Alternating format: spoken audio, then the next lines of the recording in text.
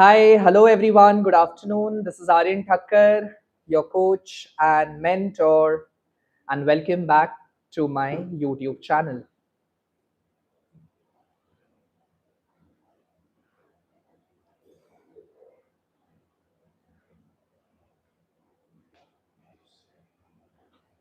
Am I audible, visible? सब ठीक है? सबको आवाज आ रही है? सुनाई दे रहा है?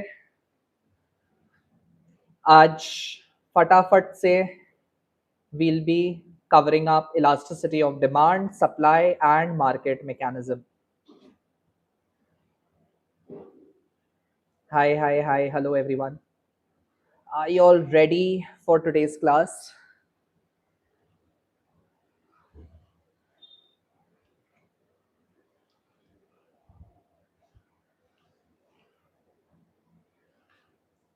कैसी चल रही है तैयारी सबकी?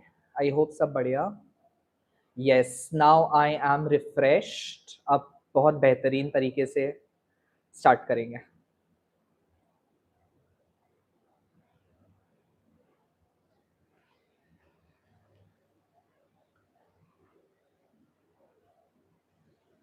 नेक्स्ट ईयर के लिए रेगुलर कोर्स आ जाएगा पूरा, एंड उसका अपडेट भी आपको यूट्यूब पे एप्लीकेशन पे मिल जाएगा कैसे होगा. So stay tuned for that. 2 live होगी आज, अभी एक होगी और एक इवनिंग में होगी, ठीक है.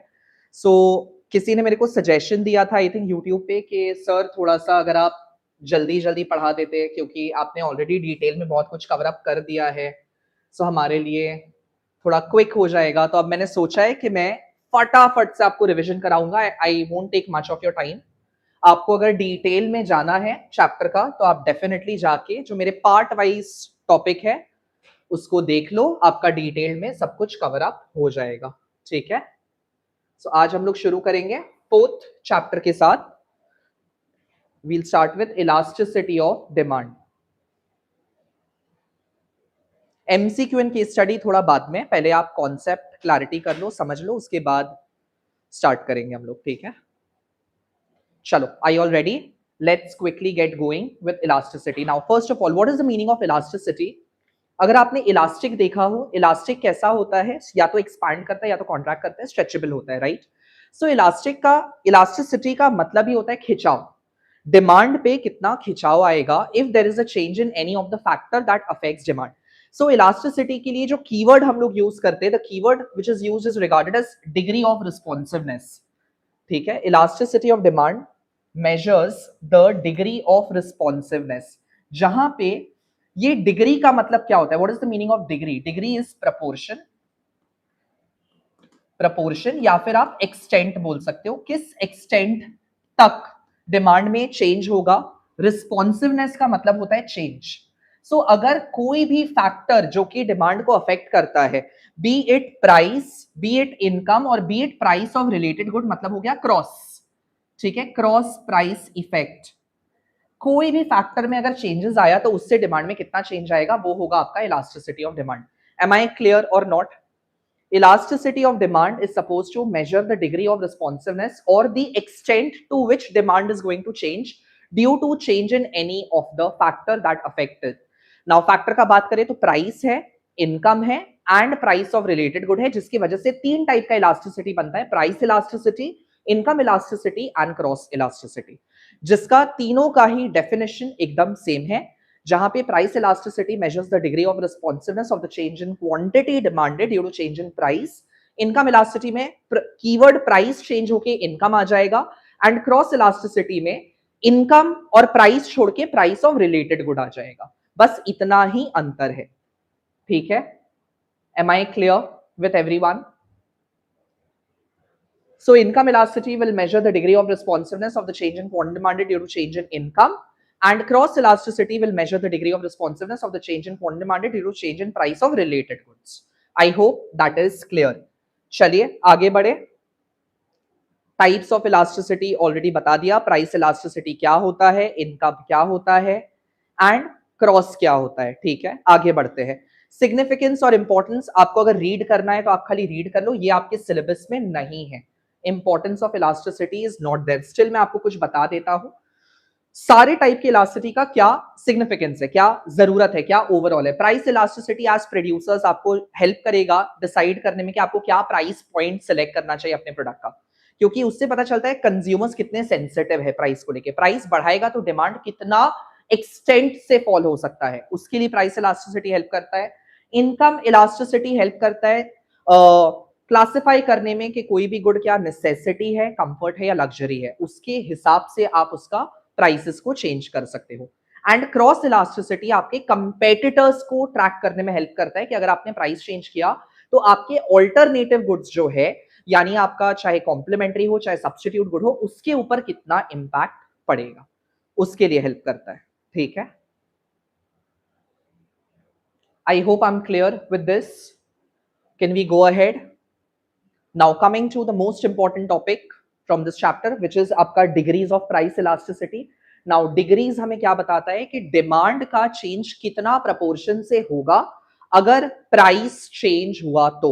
सो it is degrees of price elasticity के बारे में बेसिकली ये टॉपिक है। ठीक है, प्राइस इलास्टिसिटी का डिग्रीज है।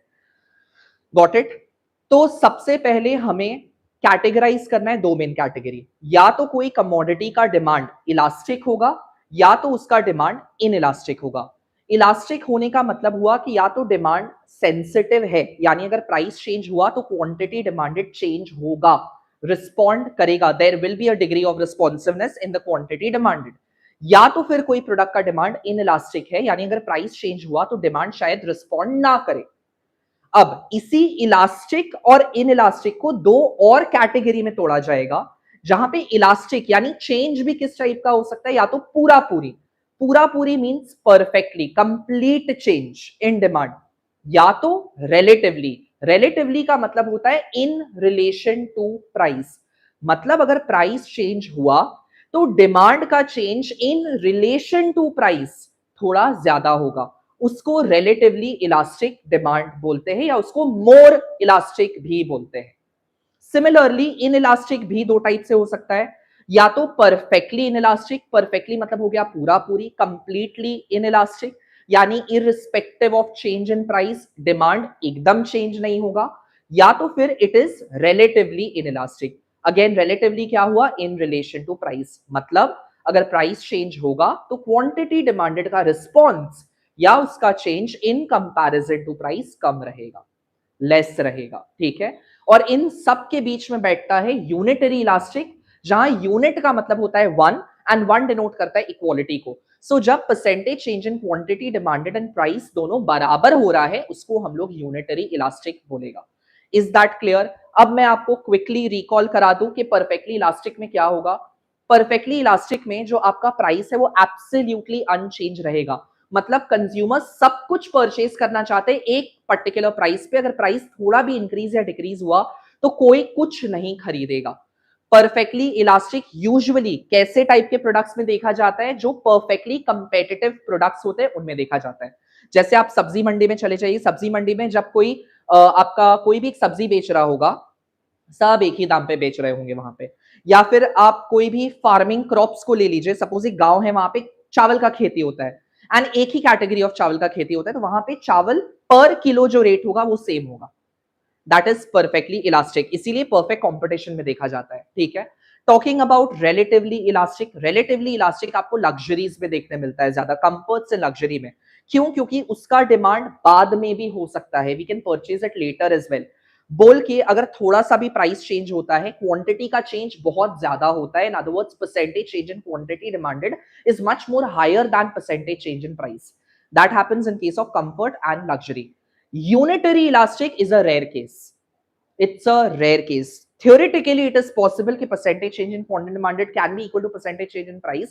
Practically थोड़ा सा होना possible नहीं है बहुत ज्यादा, so it's a rare case. ठीक है, talking about relatively inelastic, relatively inelastic आपको necessities में देखने मिलता है।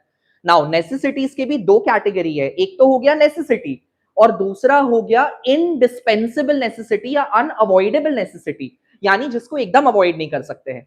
नेसेसिटी जैसे आपका हो गया, मान लीजिए आलू है, चावल है, अगर बहुत महंगा हो जाएगा, स्टेपल फूड है, अवॉइड नहीं कर सकते, तो डिमांड कम तो करेंगे लेकिन थोड़ा सा कम करेंगे। मान लीजिए अगर आलू का प्राइस 20% से इंक्रीज हो गया तो हो सकता है डिमांड में फॉल सिर्फ 5% से देखने मिलेगा, क्योंकि potatoes are your staple food, so those who have to buy, they will buy it. That is relatively inelastic where the percentage change in quantity demanded is less than percentage change in price. I hope that is clear. And perfectly inelastic देखने मिलता है आपको indispensable या unavoidable necessities पे, जैसे हो गया आपका मेडिसिन। मेडिसिन के केस में इररिस्पेक्टिव ऑफ जो भी प्राइस हो, प्राइस बढ़ रहा है घट रहा है उससे फर्क नहीं पड़ता है। डॉक्टर ने अगर प्रिस्क्राइब किया कि 2 टैबलेट एवरी डे खाने का है तो आपको खाना ही पड़ेगा, no matter whatsoever the price is. So quantity demanded remains absolutely unchanged irrespective of change in price. That is आपका perfectly inelastic. I hope that is clear. Everybody, is that clear? Everybody, is that clear? अब फटाफट से diagram बनाते जाए and discuss करते जाए, क्या होगा? आ जाइए। परफेक्टली इनइलास्टिक आप पढ़ लो जो भी आपको पढ़ने का है, मैं यहां ग्राफ बना लेता हूं, ठीक है? सबसे पहला काम लेबलिंग करने का, YOX क्वांटिटी एंड यहां आ जाएगा आपका प्राइस। मैंने क्या बोला? Everything will be purchase at a one particular price.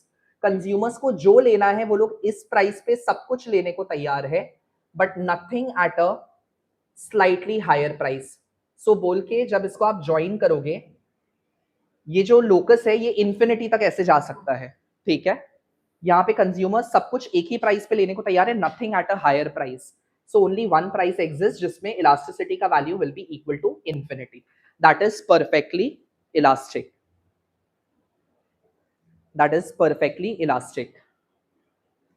ठीक है, पढ़ लिया, सब कुछ हो गया। Demand curve is a horizontal straight line parallel to x axis, या पैरेलल टू, इसको हॉरिजॉन्टल एक्सिस भी बोला जाता है, ठीक है? पैरेलल टू हॉरिजॉन्टल एक्सिस भी बोला जाता है, ठीक है? चलो आगे बढ़े।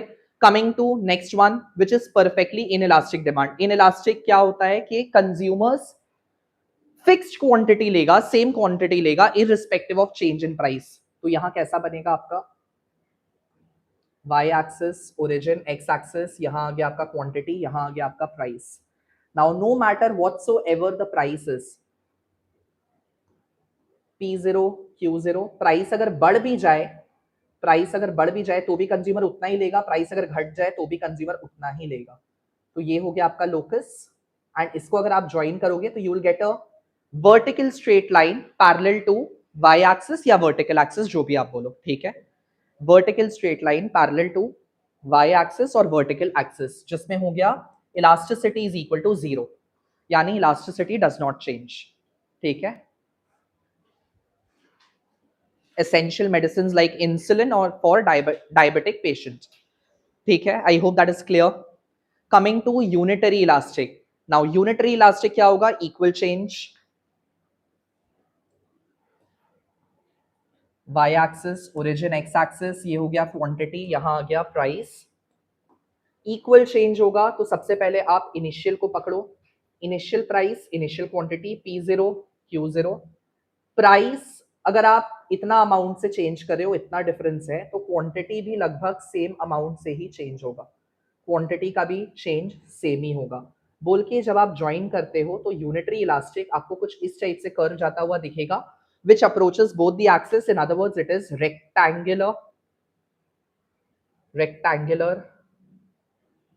hyperbola, ठीक है? It is rectangular hyperbola. Hyperbola is a curve which approaches both the axis x and y, ठीक है? It's a rectangular hyperbola. और रेक्टेंगुलर हाइपरबोला का मतलब ये हुआ कि इसके अंदर के जो एरिया होंगे रेक्टेंगल के, वो एकदम बराबर होंगे, एकदम सेम होंगे, ठीक है? The area of the rectangles under the curve will be same, that is rectangular hyperbola. I hope that is clear everyone, सबको समझ में आ गया है?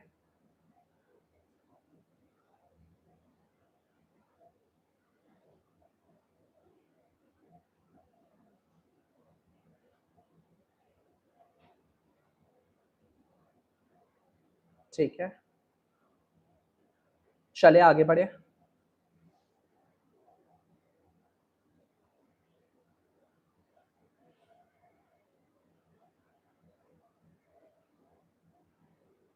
चलो next one, coming to relatively elastic. Relatively elastic होगा कि आपका percentage change in quantity demanded will be much more than percentage change in price. Luxuries, luxury के केस में ऐसा होता है कि थोड़ा सा भी अगर प्राइस चेंज हो, जो लोग अफोर्ड नहीं कर पा रहे थे वो लोग भी अब खरीदने आ जाते हैं। आईफोन ने 10% अगर फ्लैट डिस्काउंट दिया, उसको देखा देखिए आपको 25%, 30% सेल्स में हाइक देखने मिलेगा। ठीक है, ज्वेलरी में अगर 10-15% का डिस्काउंट मिला तो उसमें भी आपको 25-30% से हाइक देखने मिलेगा। सो दैट इज आपका रिलेटिवली इलास्टिक। तो आप ले लो, ये हो गया आपका initial price, initial quantity P0 Q0। अगर प्राइस थोड़ा सा भी बढ़ा दिया तो बहुत सारे लोग अवॉइड करेंगे उसको लेना। ठीक है, बहुत सारे लोग उसको अवॉइड करेंगे लेना। So can you see the change in quantity? Change in quantity is much more large than change in price. So इसको जब आप प्लॉट करेगा तो आपको एक फ्लैटर डिमांड कर्व इस तरीके से फ्लैट जाता हुआ दिखाई देगा, जिसका वैल्यू ग्रेटर देन 1 होगा। ठीक है, that is relatively elastic. Is that clear? And coming to relatively inelastic, relatively inelastic में percentage change in quantity is less than percentage change in price. So YOX, ये आप मान लो आपका हो गया initial price, initial quantity, P0 Q0। अगर price बहुत ज्यादा कम भी हो जाए तो भी क्वांटिटी कम प्रपोर्शन से ही बढ़ेगा, क्योंकि जो लोग खरीद रहे थे वो लोग तो ऑलरेडी खरीद ही रहे थे। नेसेसिटीज के केस में होता है। So you will get to see that the demand curve is steeper over here. ठीक है, this is your change in quantity and this is your change in price. So elasticity will be less than 1. Is that clear? Is that clear?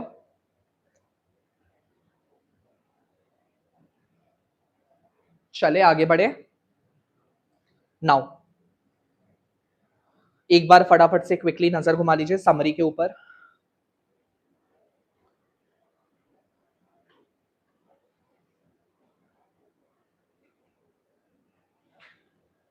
जी हाँ, addictive substances के लिए भी demand inelastic होगा। ठीक है, and that too perfectly inelastic होगा। Like smoking and drinking, no matter whatsoever the price is, consumers लेगा ही लेगा। ठीक है, ठीक है, क्लियर है। समरी टेबल देख लिया। चलो coming two methods of measuring elasticity of demand. Now अब आप इलास्टिसिटी को या तो एक पर्टिकुलर पॉइंट के लिए मेजर करते हो या तो दो लोकस के बीच का डिस्टेंस के लिए मेजर करते हो। ठीक है, सो मैं आपको कुछ बता दूं।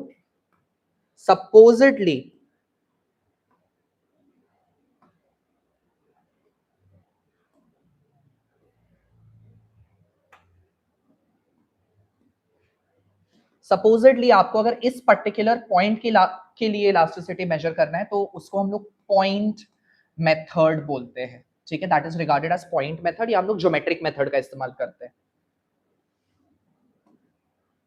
ज्योमेट्रिक मेथड भी बोलते हैं।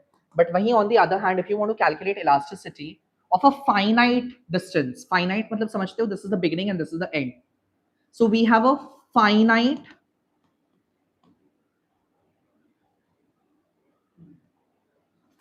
Range, finite distance. तो उसके लिए जो मेथड हम लोग यूज करेंगे उसको हम लोग आर्क मेथड बोलते हैं।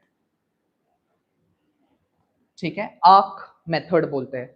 पॉइंट मेथड तब यूज होगा जब आपका रेंज इनफाइनाइट हो। It is for infinite range. When we want to calculate the elasticity for an infinite range, मतलब कहां बिगिनिंग कहां एंड नहीं पता, तो उसको पॉइंट मेथड बोलेंगे। फाइनाइट डिस्टेंस के लिए आर्क बोलेंगे। आर्क मेथड को भी डिवाइड किया गया है दो तरीका में। एक तरीका है आपका परसेंटेज मेथड के थ्रू आप निकाल लो, या फिर दूसरा है आप टोटल एक्सपेंडिचर मेथड के थ्रू निकाल लो, या टोटल एक्सपेंडिचर मेथड को टोटल आउटले मेथड भी बोला जाता है। ठीक है, टोटल एक्सपेंडिचर को आउटले मेथड भी बोला जाता है। तो सबसे पहले मैं किसके साथ शुरू करूं? परसेंटेज मेथड के साथ ही शुरू करता हूं। Now under percentage method we just have to take the ratio. ठीक है, ratios are to be considered। वो भी किसका ratio? where price elasticity is the ratio of percentage change, this is the sign of a delta and delta denotes change, so it is to measure the ratio of percentage change in quantity demanded by percentage change in price। अब चाहे price लो, चाहे income लो, चाहे price of related goods लो, सबके लिए same तरीका से आ जाएगा, ठीक है। प्राइस लो, इनकम लो या प्राइस ऑफ रिलेटेड गुड लो। अब इसी को फर्दर अगर एक्सपैंड करो तो एक्सपेंशन में क्या निकलेगा, चेंज कैसे निकालते हैं हम लोग, सॉरी कोई भी चीज का परसेंट कैसे निकालते हैं हम लोग, चेंज बाय ओरिजिनल इनटू 100 करके, ठीक है। कोई भी चीज का परसेंट निकालते हैं चेंज बाय ओरिजिनल इनटू 100 करके। तो मेरे को अगर ऊपर का हिस्सा का परसेंटेज निकालना है, परसेंटेज चेंज इन क्वांटिटी निकालना है, तो I will take change in quantity by original quantity into 100 whole divided by, नीचे का अगर परसेंट निकालना है तो I take change in price by original price into 100, 100 cancelled, क्या बचा आपका, delta Q upon Q into, ये रेसिप्रोकेट हो जाएगा, ऊपर चला जाएगा प्राइस बाय डेल्टा प्राइस, ठीक है। Delta Q by Q into P by delta P, या बहुत सारे टीचर्स इसको ऐसे भी लिखते हैं, delta Q upon delta P into P upon Q, they both are acceptable, both are correct, खाली इधर उधर कर दिया, ठीक है। Is that clear everybody, is that clear? So under percentage method we consider the ratio of percentage change in quantity demanded is to percentage change in price बोलो, income बोलो, price of related good बोलो। चले आगे बढ़े, ये हो गया अपना percentage method. Now coming to expenditure method. अब एक्सपेंडिचर मेथड में हम लोग क्या कंसिडर करते हैं, वी कंसिडर द इफेक्ट, किसका effect, effect of change in price, अगर दाम चेंज हुआ on the total expenditure, effect of change in price on the total expenditure. Statement को समझो कि प्राइस में अगर चेंज आया तो उससे टोटल एक्सपेंडिचर में कैसा चेंज आया, उसको कंसिडर करते हुए we justify whether the demand will be elastic, inelastic और यूनिटरी इलास्टिक, ठीक है। इलास्टिक, इनइलास्टिक और यूनिटरी इलास्टिक। अब जिसने मेरा डिटेल्ड वीडियो देखा है उसने देखा होगा एक फॉर्मूला भी होता है इसका, हालांकि वो आपके सिलेबस में नहीं है, बट उसको मैंने यूज किया था प्रूव करने के लिए कि कैसे वो सही आ रहा है कि नहीं आ रहा है। अब उतना टाइम नहीं है कि हम लोग डिटेल में जाए, अगर आपको देखना था इलास्टिसिटी का वो वाला पार्ट जाके देख के आ जाओ। वैसे क्या था वो formula, elasticity under expenditure method हम लोग निकाल सकते हैं as 1 minus change in expenditure by price into quantity, कुछ ऐसा ही था आपका, price into quantity, I think यही था जहां तक मेरे को याद है, बट ऐसा कुछ एक फॉर्मूला था। बट यहां पे आईएससी में आपको खाली मूवमेंट को ऑब्जर्व करना है। इसमें 3 कैटेगरी डिवाइड करेंगे हम लोग, एक हो गया आपका इलास्टिक का, एक हो गया आपका इनइलास्टिक का और एक हो गया आपका यूनिटरी इलास्टिक का। इलास्टिक तब होगा जब प्राइस और एक्सपेंडिचर में, please remember that we are talking about price and expenditure, not price and quantity, ठीक है, price and expenditure. when there is an inverse relation between price and expenditure, inverse relation का मतलब क्या हुआ कि price बढ़ने से एक्सपेंडिचर कम होता है एंड प्राइस घटने से अगर एक्सपेंडिचर बढ़ता है तो हम लोग बोलेगा वो इलास्टिक डिमांड है। इन इलास्टिक के लिए हो जाएगा डायरेक्ट रिलेशन, डायरेक्ट या पॉजिटिव रिलेशन मतलब क्या हुआ कि अगर प्राइस बढ़ने से एक्सपेंडिचर भी बढ़ता है एंड प्राइस घटने से अगर एक्सपेंडिचर भी घटता है, दैट इज आपका इनइलास्टिक डिमांड, ठीक है। एंड यूनिटरी इलास्टिक के लिए आता है नो रिलेशन, नो रिलेशन मतलब कि एक्सपेंडिचर चेंज नहीं होता है, so irrespective of change in price, whether price increases और decreases, expenditure if it remains constant, if it does not change, then we say it's a unitary elastic, ठीक है, then we say it's a unitary elastic. इसको prove कैसे करेगा, इसको prove कैसे करेगा, आप स्केड्यूल बनाएगा, बहुत इजी है schedule banana, price, quantity and total expenditure. Total expenditure कैसे निकालते हैं, प्राइस इनटू क्वांटिटी करके, ठीक है। प्राइस आप सीधा ले लो, 10 से शुरू करो एंड एक एक करके घटाते जाओ, 10 9 8 7 6 5 4 3 2 1 एंड ठीक इसका उल्टा, उल्टा ऑपोजिट आप क्वांटिटी में लिखो 1 2 3 4 5 6 7 8 9 10, ठीक है। आप मल्टीप्लाई करो, आ जाएगा, कितना आएगा फटाफट बोलते जाओ, 10 18 24 28 30 30 28 24 18 10, ये आएगा। अब आपको प्राइस और एक्सपेंडिचर को ऑब्जर्व करना है, तो सबसे पहले हम लोग ले लेगा यहां तक का जोन, फिर ले लेगा यहां तक का जोन एंड फिर ले लेगा यहां तक का जोन। क्या ऑब्जर्व कर रहे हैं कि जब प्राइस रिड्यूस हो रहा है, देखो प्राइस कम हो रहा है तो एक्सपेंडिचर बढ़ रहा है, उल्टा अगर चलेंगे प्राइस बढ़ेगा तो मतलब एक्सपेंडिचर घट रहा होगा। ये बन गया आपका इलास्टिक ग्रेटर देन 1। प्राइस घट रहा है या प्राइस बढ़ रहा है तो भी एक्सपेंडिचर कांस्टेंट है 30-30, ये हो गया equal to 1 unitary elastic. And नीचे के लिए प्राइस अगर घट रहा है एक्सपेंडिचर भी रिड्यूस हो रहा है, प्राइस अगर बढ़ेगा उल्टा जाए तो भी एक्सपेंडिचर बढ़ेगा, ये हो गया आपका inelastic less than 1। Is that clear everyone? सबको समझ में आ गया? Am I crystal clear to everyone?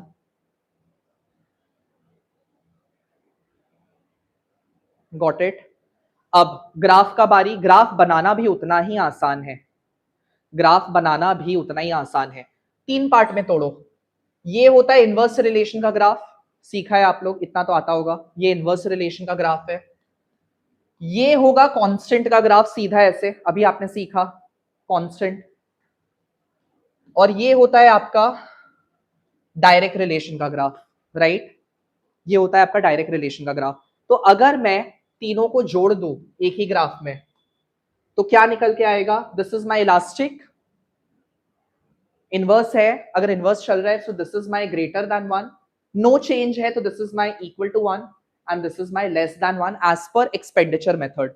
So this is elastic, this is unitary elastic and this is inelastic. बन गया आपका टोटल एक्सपेंडिचर का।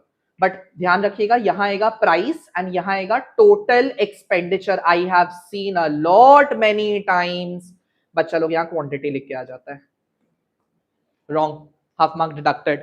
It has to be price and expenditure and not quantity. Please be aware of that. ठीक है? So this is greater than 1, this is equal to 1 and this is less than 1. I hope I'm crystal clear in this, everybody, all of you all over there. Shall we proceed?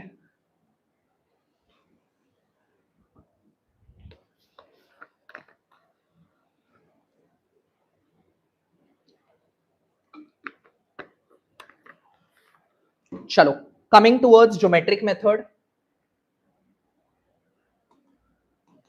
सबसे पहले introduction क्या होगा? Geometric method is also regarded as a point method because we are calculating और estimating the elasticity of a particular point on the demand curve, and that too when the changes in price and quantity demanded are infinitely small. जब बहुत ज्यादा छोटा है तब इस method को use करते हैं। Now under this method to estimate elasticity we consider from the point जहां से हमें निकालना है elasticity the lower line segment on the demand curve, DC is your demand curve, divided by the ratio of क्या लेगा हम लोग? upper line segment on the demand curve. ठीक है? lower line segment by upper line segment, इसको use करेगा तो इससे हमारा इलास्टिसिटी निकल आएगा। फॉर इंस्टेंस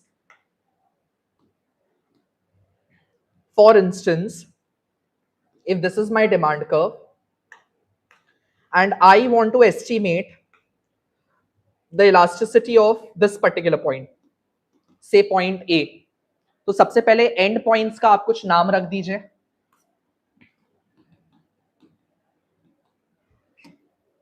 सबसे पहले एंड पॉइंट्स का आप कुछ नाम रख दीजिए, P एंड Q। ठीक है? P एंड Q रख दिया।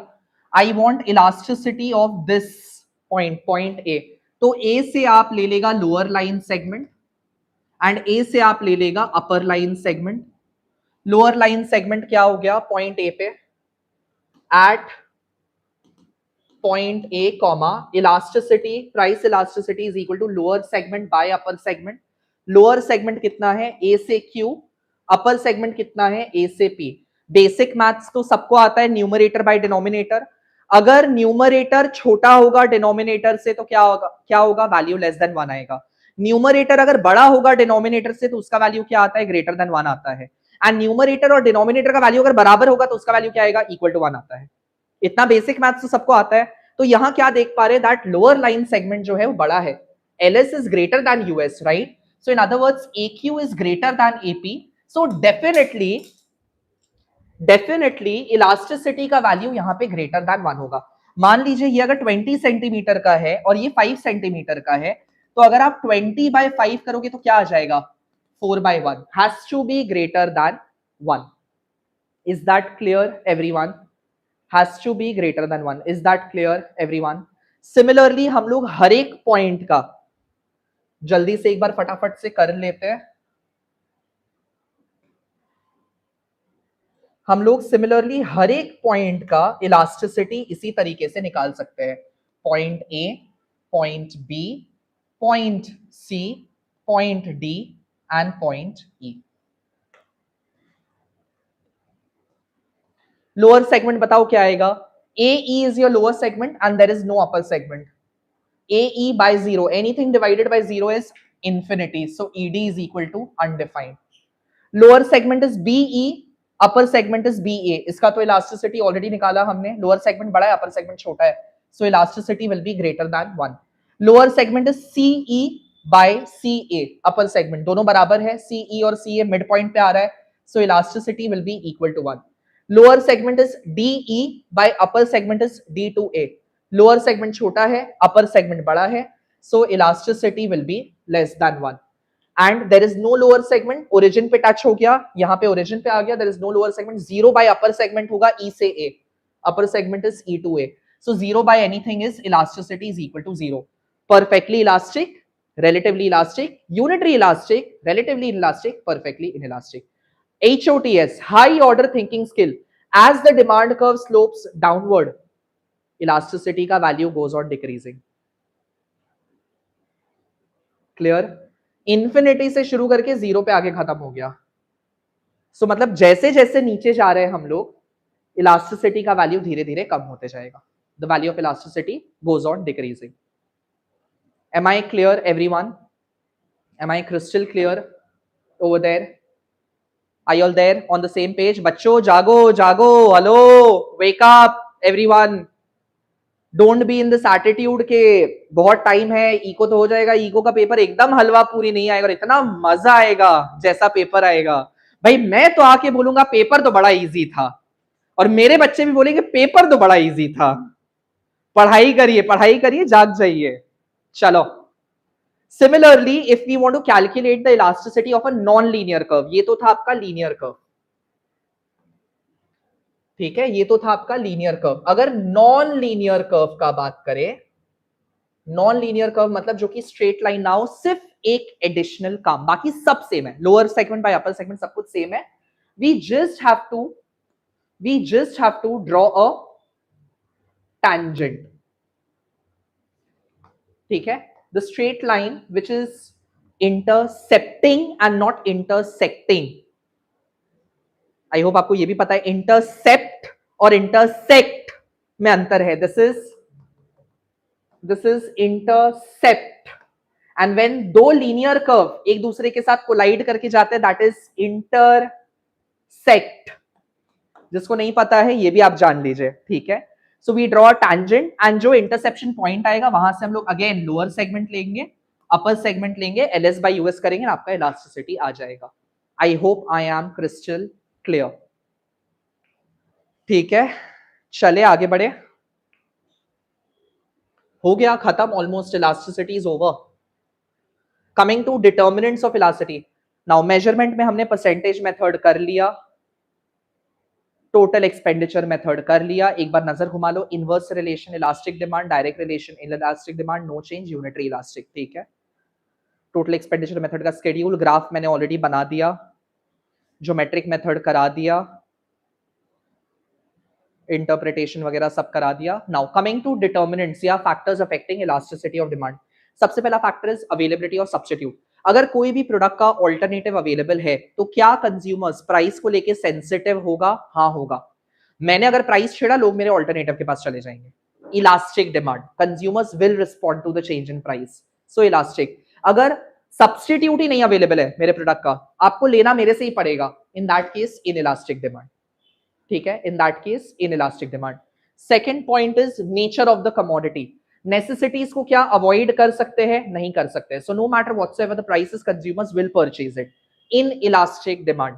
कंफर्ट्स एंड लग्जरीज बाद में खरीदेंगे, चलेगा, हाँ चलेगा। सो इलास्टिक डिमांड, ठीक है, you can buy it later.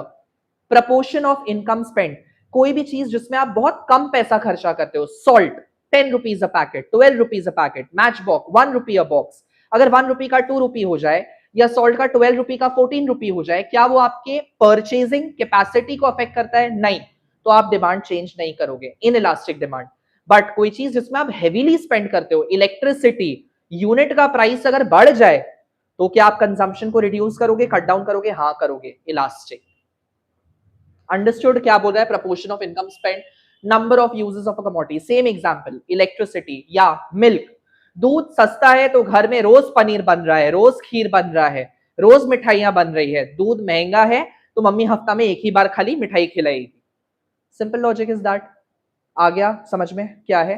सो अगर कोई प्रोडक्ट का मल्टीपल यूजेस है, मतलब कॉम्पोजिट डिमांड है, तो इन दैट केस जितना वो एक्सपेंसिव होगा, कंज्यूमर्स उतने ज्यादा इलास्टिक होते जाएंगे, उसको उतना ही कम यूज के लिए इस्तेमाल करेंगे, मोस्ट इंपॉर्टेंट यूज के लिए ही इस्तेमाल करेंगे। एंड वो जितना सस्ता होगा उसको लेस इंपॉर्टेंट यूज के लिए भी इस्तेमाल किया जाएगा।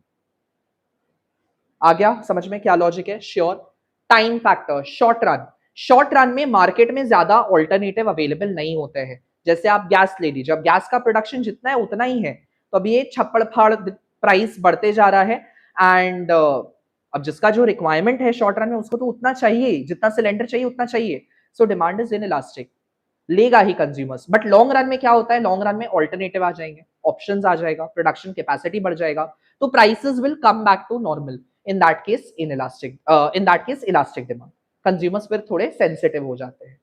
सैनिटाइजर्स का एग्जांपल ले लो, सैनिटाइजर्स का शॉर्ट रन था कोविड के टाइम पे, तो कंज्यूमर्स का डिमांड इन इलास्टिक था, जितना भी महंगा हो देते जाओ, हम लोग ले लेंगे। बट लॉन्ग रन आते आते प्रोडक्शन बढ़ते बढ़ते इलास्टिक हो गया, क्योंकि मार्केट में ऑप्शंस अवेलेबल है। ठीक है, is that clear? Possibility of postponement, अगर बाद में खरीद सकते हैं प्रोडक्ट को तो फिर इलास्टिक डिमांड, लेकिन अगर लेना ही पड़ेगा, अनअवॉइडेबल है, कुछ कर नहीं सकते उसके बिना, तो फिर आपका इन इलास्टिक डिमांड। ठीक है। And habits of the consumers, अगर कंज्यूमर्स एडिक्टिव है, हैबिचुएटेड है, देखो ना कौन है, अगर कंज्यूमर्स हैबिचुएटेड है या एडिक्टेड है कोई प्रोडक्ट से, तो डिमांड इन इलास्टिक होगा, no matter whatsoever the prices. जिसको लेना है वो लोग लेगा ही। But if the consumers can mould their habit, can change their pattern of habits, in that case elastic demand. Is that clear, everybody? I hope I'm crystal clear. And with this, your AC के लिए बोलो, एक second आ रहा है। So with this we complete your elasticity. आप एक बार go through कर लो, 2 minutes break and then we'll start with supply and उसका elasticity, ठीक है? Then market mechanism, then आपका आज का live complete. 2 minutes break, that's all, 2 minute का।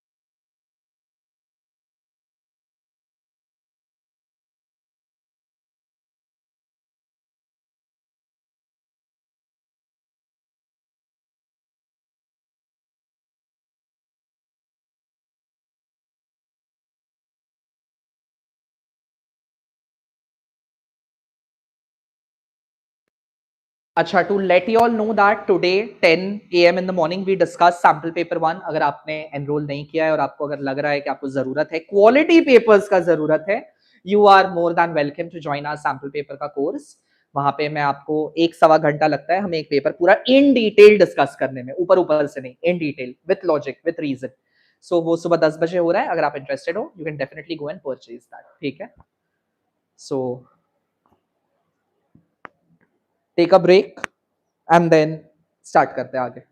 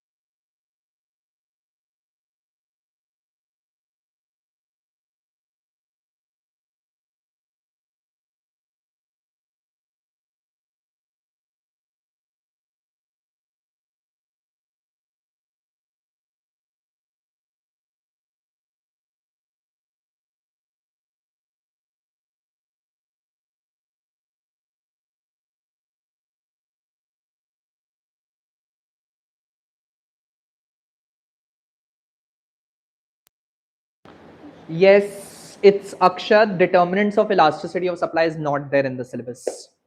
Only determinants of elasticity of demand is there in the syllabus. ठीक है? Not for supply.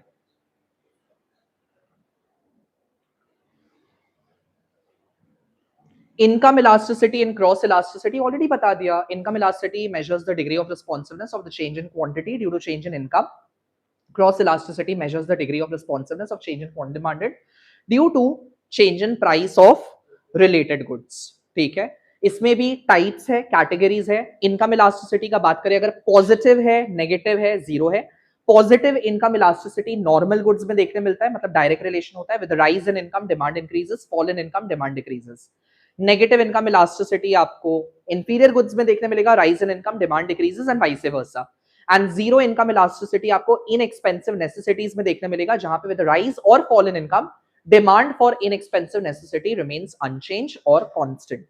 Similarly positive cross elasticity आपको सब्स्टिट्यूट में देखने मिलेगा. With rise in price of coke people will shift to Pepsi, so demand for Pepsi will rise. That is आपका substitute के case में positive cross elasticity. Complementary में negative cross elasticity देखने मिलेगा. With rise in price of car the demand for petroleum will go down, क्योंकि कोई गाड़ी ही नहीं खरीदेगा. So that is complementary. And zero होता है unrelated good में. No matter whatsoever there is a change in price of coke, the demand for car will remain unaffected. Unrelated goods है. I hope that is clear. चले आगे बढ़े. Starting with the theory of supply portion now. Supply and demand एकदम interchangeable है, interrelated है. Same logic. Quantity, price, time. But one thing, supply is from the point of view of producer. So it is the quantity of commodity which the producers are willing to produce and offer for sale. Consumers का था willing to consume at various possible prices during a particular period of time. यहाँ हो जाएगा willing to produce and offer for sale at various possible prices during a particular period of time. Same logic. Clear? Features निकल के आता है कि supply is a desired quantity. Please note that this is a difference from the features of demand. Demand and desire is not the same, but supply is a desired quantity because supply is supposed to show how much producers are willing to sell and not how much they actually sell. So supply को आप ऐसा बोल सकते हो, वो ex ante concept से ज्यादा है कि कितना producer देना चाहता है, ना कि कितना देता है. Is that clear? Second, supply is also to be associated with price. And तीसरा, just like demand, supply is also a flow variable. That is of कर दे क्या? ऑन ही है वो वाला, मतलब क्या उधर से ऑन कर दे? रिमोट का है. हाँ, थोड़ा देख लो कि कैसे होगा. ठीक है. So supply is also flow variable, flow concept. That is it keeps on changing with the change in period of time. One day का supply will not be same as one week का supply will be different from one month का supply will be different from one year. I hope that is clear, समझ में आ गया. Next concept is आपका stock and supply. Stock का मतलब होता है the quantity which is available with the producer. Supply हो गया कितना quantity producer is willing to bring into the market. So stock represents the potential of the producer कि इतना वो ला सकता है, and supply represents actual quantity of the producer which is offered for sale in the market. Potential supply, actual supply. Remember that time के हिसाब से stock is a point concept, कितना मार्केट में है at this point of time. And supply is a period concept, यानी it keeps on flowing और changing with the change in period of time. It will be different. Is that clear everybody? सबको समझ आ रहा है YouTube पे? Hello people, are you all awake? जिंदा है ना आप सब? चले आगे बढ़े. Coming to determinants of supply, factors affecting supply. पहला हो गया price. Remember that you have to write assuming other factors remaining constant. अगर आप भूल गए आपका नंबर चला गया.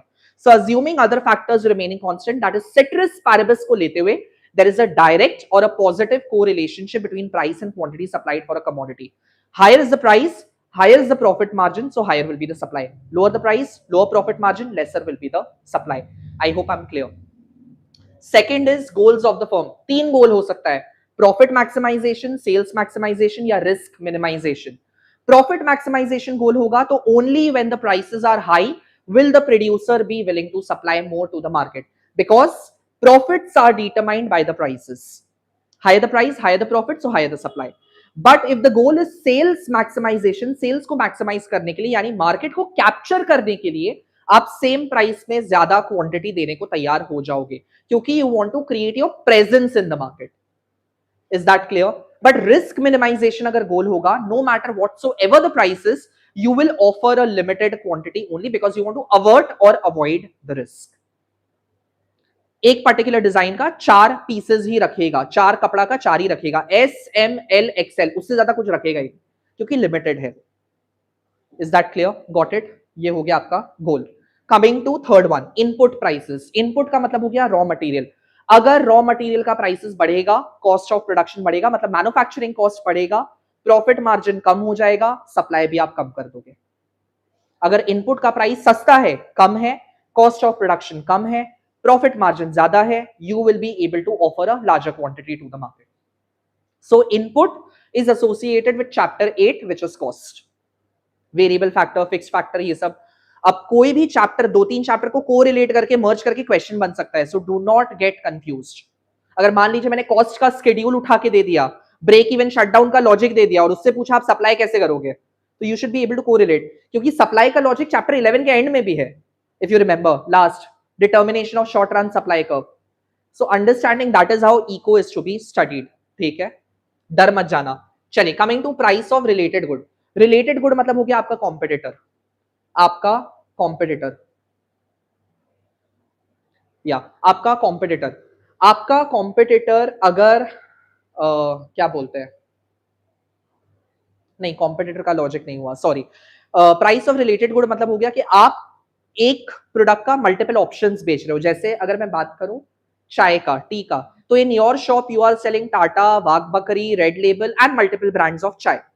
Supposedly there is one particular brand जिसका प्राइस ज्यादा हो गया है, तो एज अ प्रोड्यूसर और एज अ सप्लायर आपके लिए प्रॉफिटेबल क्या है? ऑब्वियस सा बात है, वो वाला चाय को पुश करना जिसका दाम ज्यादा है, क्योंकि उसमें ज्यादा रिटर्न है, तो you will start selling more. Supposedly if you are a manufacturing plant and you produce T shirt, shirts and jeans, अगर शर्ट का प्राइसेस बढ़ गया, मार्केट में डिमांड बढ़ गया है, टेस्ट एंड प्रेफरेंसेस शर्ट के टुवर्ड्स ज्यादा फेवर में है, उसका डिमांड भी बढ़ गया है, उसका प्राइसेस भी बढ़ गया है उसकी वजह से, तो ज्यादा फेवरेबल क्या है? शर्ट मैन्युफैक्चर करके ज्यादा बनाना। So you will start diverting your resources towards production of that commodity which is more profitable in case of related good. यानी whichever commodity is more profitable, that will be devoted, you will devote your resource towards producing that commodity. ये हो गया आपका related good का concept. Is that clear? Coming to the next one, technology. जितना advance technology use किया जाएगा, cost cutting उतना ज्यादा हो सकता है, कॉस्ट ऑफ प्रोडक्शन को उतना कंट्रोल किया जा सकता है, so larger will be your supply. जितना टेक्नोलॉजी ऑब्सोलीट या आउटडेटेड यूज होगा, कॉस्ट ऑफ प्रोडक्शन उतना ज्यादा हाई होगा पुराना टेक्नोलॉजी को यूज करने में, प्रॉफिट मार्जिन उतना कम होगा, lesser will be the supply.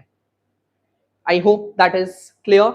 Coming to nature of the industry, किस टाइप का इंडस्ट्री है, दिस इज आपका forms of market chapter number 9।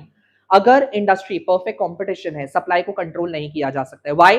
Freedom of entry and exit, यानी अगर कोई एक फर्म बहुत प्रॉफिट कमा रहा है, उसको देखा देखी बहुत सारे लोग आ जाएंगे, इंडस्ट्री में कॉम्पिटिटर्स इंक्रीज हो जाएगा, मार्केट सप्लाई इंक्रीज हो जाएगा, सप्लाई को रिस्ट्रिक्ट नहीं किया जा सकता है। But if an industry is monopoly, अब वहां पे सिंगल सेलर है, उसके अलावा और कोई ऑफर नहीं कर सकता है, वहां पे सप्लाई को कंट्रोल किया जा सकता है। Is that clear? ठीक है। Coming to government policy now, इसका गवर्नमेंट पॉलिसी डिमांड के गवर्नमेंट पॉलिसी से एकदम अलग है। डिमांड के गवर्नमेंट पॉलिसी में एक्सपेंशन या कॉन्ट्रैक्शन होता है।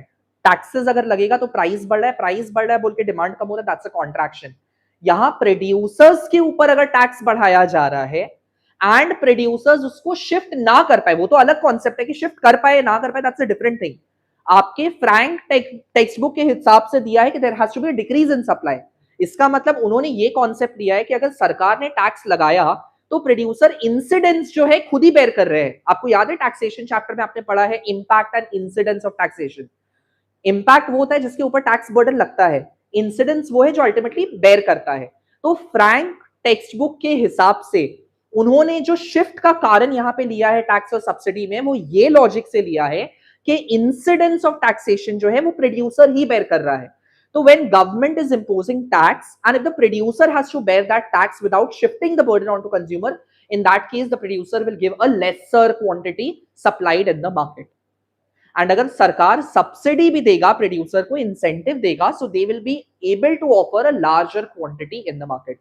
इसका डिटेल्ड एक्सप्लेनेशन सप्लाई चैप्टर में ऑलरेडी दिया है, न्यूमेरिक एग्जांपल के साथ। आपको देखना है, आप जाके देख सकते हो उस पार्ट को, ठीक है, स्किप करके आप आगे देख लेना। लॉजिक यहाँ पे ये दिया है, फिर भी मैंने काफी डिटेल में बता दिया। Coming to next one, that is future price expectation या स्पेक्यूलेशन। अगर एज प्रोड्यूसर्स आप एंटिसिपेट करते हो कल प्राइस बढ़ेगा, आप आज क्या करेंगे? आज आप स्टॉक अप कर लोगे, अपने स्टॉक को विथ होल्ड कर लोगे, क्योंकि कल ज्यादा दाम होगा तो ज्यादा सप्लाई करेगा। सो आज quantity supply will be reduced. लेकिन अगर आप एंटिसिपेट कर रहे हो कि कल प्राइसेस घट जाएगा, तो आज जितना स्टॉक है आप उसको रिलीज करके हो सकेगा तो बेच डालेगा। सो आज प्रेजेंट प्राइस में सप्लाई इंक्रीज हो जाएगा। दैट इज स्पेक्यूलेशन और future price expectation. Coming to natural factor, on season है, नेचर अगर फेवर में है, अगर अभी बारिश ना हो जाए और आम के पेड़ खराब ना हो जाए, यानी आम खराब ना हो जाए, तो ज्यादा अच्छा सप्लाई रहेगा गर्मी में। अभी अगर बारिश हो गया, जो कि देख के लग ही रहा है कि आने वाला है, मॉनसून इज गोना हिट, ऐसे भी ग्लोबल वार्मिंग की वजह से हिला हुआ है सब कुछ, तो बारिश जहां हो गया और मान लो 10-15 दिन कंटिन्यूस हुआ, पूरा फल खराब हो जाएगा। In that case supply will be affected. Clear? That is आपका natural factor. Next is agreement among producer. Basically ये ओलिगोपोली मार्केट से एसोसिएटेड है, चैप्टर 9। बहुत बार ओलिगोपोलिस्टिक इंडस्ट्री में फर्म्स क्या करते हैं, they form a group, cartel. Cartel का मतलब होता है ग्रुपिज्म करना, अग्रीमेंट करना, कि हम लोग डिसाइड करेंगे मार्केट में कब सप्लाई देना है, कब सप्लाई को कट करना है। देख लीजिए, देखना कब सप्लाई को कट करना है, ठीक है, तो उसके हिसाब से भी सप्लाई चेंज होगा, उसके हिसाब से भी सप्लाई चेंज होगा। ट्रांसपोर्ट एंड कम्युनिकेशन, यानी अगर जितना बेटर कनेक्टिविटी है, जितना अच्छा कम्युनिकेशन है, आप उतना ज्यादा जगह गुड्स को पहुंचा सकते हो, सो हायर सप्लाई। जितना poor network in connectivity and communication होगा, उतना ज्यादा रिस्ट्रिक्टेड सप्लाई हो जाएगा, हर जगह वो गुड्स पहुंच नहीं पाएगा। क्लियर? चलो, coming to the next topic. I hope इतना सबको समझ में आ गया है। Supply function. सप्लाई फंक्शन क्या बताएगा? Mathematically functional relationship between quantity supplied and the factors which are affecting it, that is determinant, ठीक है। एंड याद रखिएगा, जब आप मैथमेटिकल फंक्शन लिख रहे हो, आप जो भी लिखोगे उसको बता के आओगे कि वो क्या रिप्रेजेंट कर रहा है। Like Pn is the price of the commodity, P1 n-1 is the price of related commodity, n is the nature of the product, T is your technology, E is your expectation, ठीक है। इस हिसाब से आप पूरा लिख के आएंगे। Got it? चले आगे बढ़े। Coming to the law of supply, ये मेरे को बताने का जरूरत नहीं है, ऑलरेडी आपको समझ में आ गया होगा। Higher supply, sorry, higher the price, higher is the supply, ठीक है, डायरेक्ट और पॉजिटिव रिलेशनशिप। चलिए आगे बढ़ते हैं। सप्लाई स्केड्यूल हो जाएगा आपसे। It's a tabular statement showing various quantity being supplied at various possible prices during a particular period of time. Individual firm के लिए अगर होगा तो वो आपका इंडिविजुअल सप्लाई स्केड्यूल हो गया, पूरे इंडस्ट्री के लिए होगा तो वो आपका मार्केट सप्लाई स्केड्यूल होगा। कीवर्ड इज इंडिविजुअल सप्लायर को एक फर्म, FIRM, फर्म बोलते हैं। मार्केट में ग्रुप ऑफ कंपीटिंग फर्म्स है तो उसको इंडस्ट्री बोलेगा। Keyword is industry, not all the firms. Demand के केस में individual consumer is a house hold, and market के केस में it is all the house hold. Over here it is individual is firm and aggregate is industry. Clear? Everybody clear?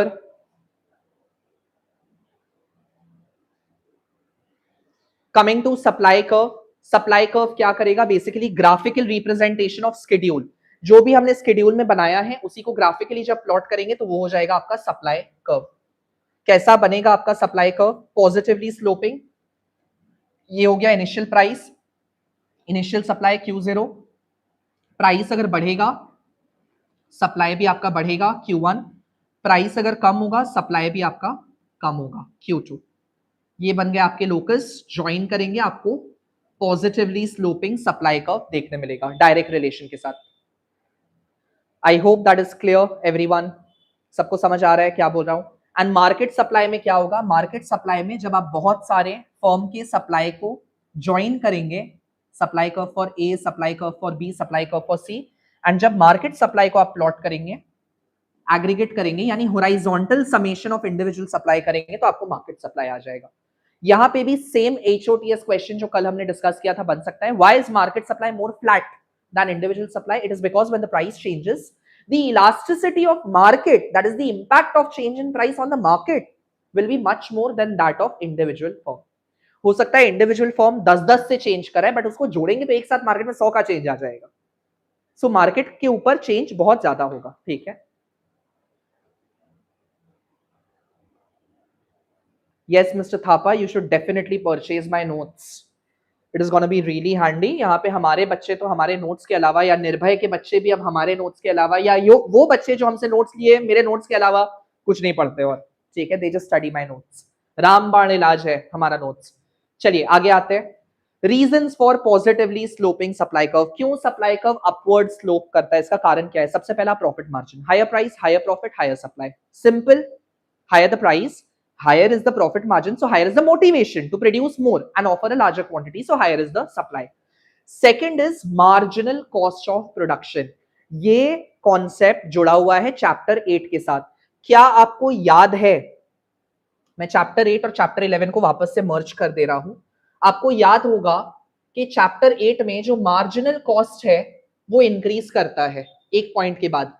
किस वजह से? ये किसके वजह से हो रहा है? This is because of diminishing returns, law of return के साथ जुड़ गया।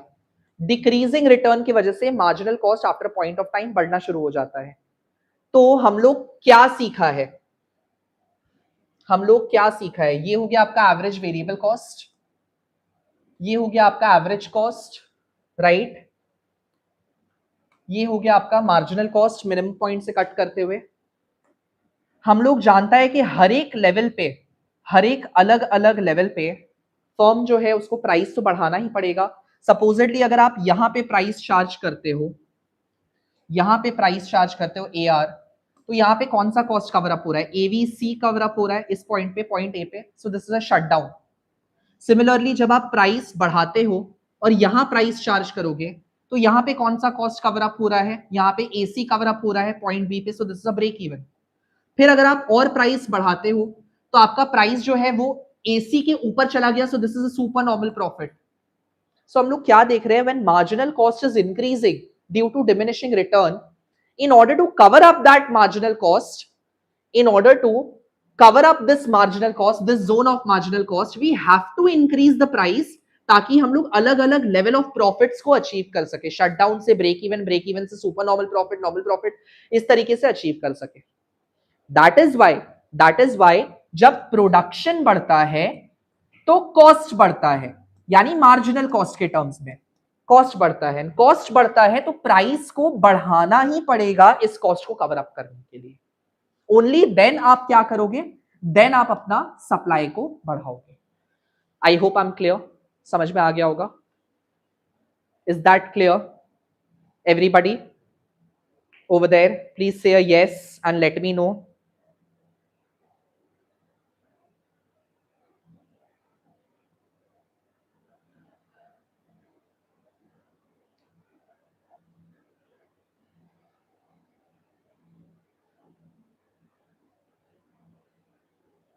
No, there is no graph in the exam which requires a schedule to be given. If you can give schedule, it always elevates the quality of answer. Schedule and graph जब दोनों साथ में देते हो तो इससे समझ आता है that you are very practical as a child. आपने रट्टाबाजी नहीं किया इको में। बोल के यहाँ के स्टूडेंट्स को तो एडवाइस किया जाता है आप स्केड्यूल ग्राफ दोनों देके आ जाइए, but it is totally your choice. अगर आपको खाली ग्राफ देना है, स्केड्यूल नहीं देना है, एब्सोल्युटली वर्क्स। जैसे कुछ कुछ जगह स्केड्यूल देना एकदम मैंडेटरी है। टोटल यूटिलिटी मार्जिनल यूटिलिटी का रिलेशनशिप लिखेगा तो देना ही पड़ेगा स्केड्यूल। टोटल एक्सपेंडिचर मेथड को जब समझा रहा होगा देना ही पड़ेगा स्केड्यूल, उसके बिना आपका काम नहीं चलेगा। तो वहां पे it can not be avoided. Cost जब आप समझा रहे हो, कॉस्ट का कोई लॉजिक अगर आप दे देते हो वर्क्स, नहीं देते हो तो भी वर्क्स। प्रोड्यूसर इक्विलिब्रियम में अगर आप नहीं देते हो स्केड्यूल 100% चलेगा। ना टीआरटीसी में चाहिए ना एआरएसी में चाहिए। But perfect competition, imperfect competition का रेवेन्यू मॉडल जब आप समझा रहे हो, टीआर एआर एमआर, तब वहां स्केड्यूल देना पड़ेगा, it's mandatory. So that depends upon आप क्या पढ़ रहे हो, ठीक है।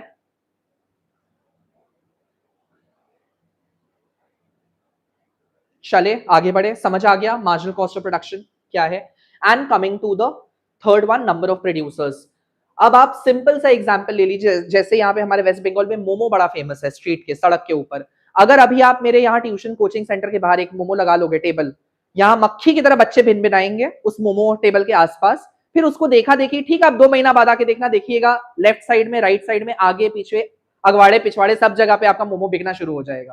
कहने का मतलब क्या है कि जब कोई एक फर्म इंडस्ट्री में आके दिखाता है कि प्रॉफिट है, मतलब this particular industry is profitable, आप पैसा बना सकते हो, उसको देखा देखी बहुत सारे फर्म्स एंटर कर जाते हैं। एंड उसकी वजह से मार्केट सप्लाई बढ़ जाएगा। अंडरस्टूड क्या हो रहा है? दैट इज आपका नंबर ऑफ फर्म्स। क्लियर? चले आगे बढ़े। Coming to time period and supply. Now time period के हिसाब से 3 टाइम पीरियड है, market period, short run and long run. Market period specially apply होता है एग्रीकल्चरल प्रोडक्ट्स के लिए। एक बार पोस्ट हार्वेस्टिंग हो गया, हार्वेस्टिंग मतलब जो क्रॉप आ गया मार्केट में, फिर आप डबल रेट करो, ट्रिपल करो, 4 गुना बढ़ाओ, 10 गुना बढ़ाओ, कोई फर्क नहीं पड़ता है। मार्केट में जितना क्वांटिटी है उतना ही अवेलेबल है। So quantity supply during market period is absolutely fixed, it can not be changed under any circumstances. Remember that market period is only post harvesting से लेके अगला हार्वेस्टिंग सीजन तक। जैसे जुलाई के अंदर अंदर, जून जुलाई के अंदर अंदर जितना आम आ जाएगा आ जाएगा, उसके बाद और आम नहीं आ सकता, अगला सीजन का ही वेट करना पड़ेगा, कोई उपाय नहीं है, उगाया नहीं जा सकता है। ठीक है, that is market period. Talking about short run, short run एक ऐसा टाइम पीरियड होता है जहां पे आप अपना सप्लाई को टू सम एक्सटेंट इंक्रीज कर सकते हो। कैसे? अपने एग्जिस्टिंग वेरिएबल फैक्टर्स जो है, लेबर्स जो है, उसको एक्स्ट्रा ओवर टाइम करवा के, but there is a limit up to which you can do that. बोल के शॉर्ट रन में अगर प्राइसेस बहुत ज्यादा भी चेंज हो रहा है तो भी आप क्वांटिटी सप्लाइड को बहुत ज्यादा नहीं बढ़ा सकते हो, क्योंकि उतना टाइम अवेलेबल नहीं है प्रोडक्शन को एडजस्ट करने के लिए। बोल के supply under short run is relatively inelastic, relatively inelastic, that is the percentage change in quantity supplied is less than percentage change in price. But talking about long run gives you so much time where you can adjust your quantity supply to any extent. So price अगर long run में थोड़ा सा भी change होगा तो आप quantity को बहुत ज्यादा प्रपोर्शन से चेंज कर सकते हो। सो लॉन्ग रन में your quantity supplied is elastic, it is relatively elastic. A small change in price brings about a large change in quantity supplied. So relatively elastic. Is that clear? Is that clear? Everybody understood? So graph बना के दिखा दूं आपको।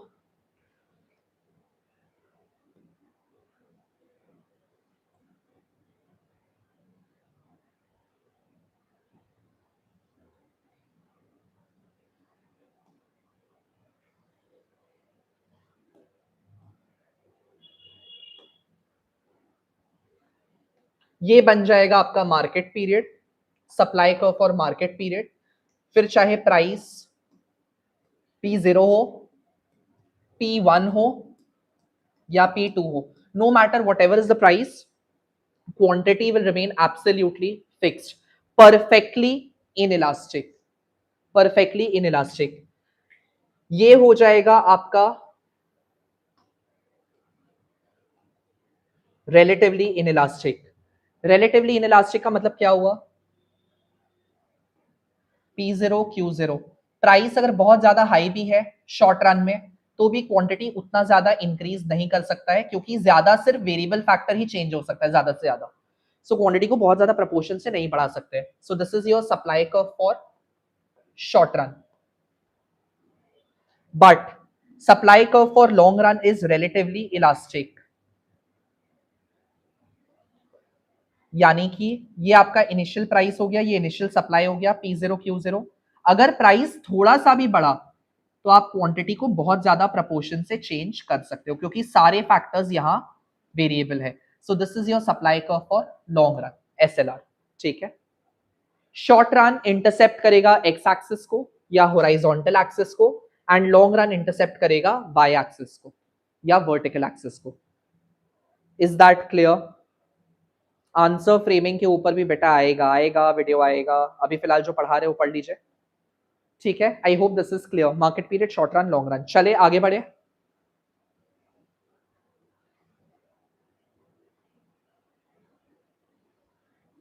चलिए, exceptions to the law of supply. सबसे पहले vertical supply curve या perfectly inelastic supply curve किस गुड्स के लिए होता है? रेयर गुड्स के लिए, ऑक्शन गुड्स के लिए, यानी जिसका क्वांटिटी ही लिमिटेड है, तो आप जितना भी कोशिश कर लो उसका क्वांटिटी को नहीं बढ़ाया जा सकता है। जैसे मार्केट पीरियड के केस में भी परफेक्टली इनइलास्टिक या वर्टिकल सप्लाई कर्व देखने मिलता है। So supply is absolutely fixed no matter whatsoever the price is, whether price increases और price decreases, quantity remains absolutely fixed। ठीक है, perfectly inelastic और vertical straight line parallel to y axis, that is आपका vertical supply curve।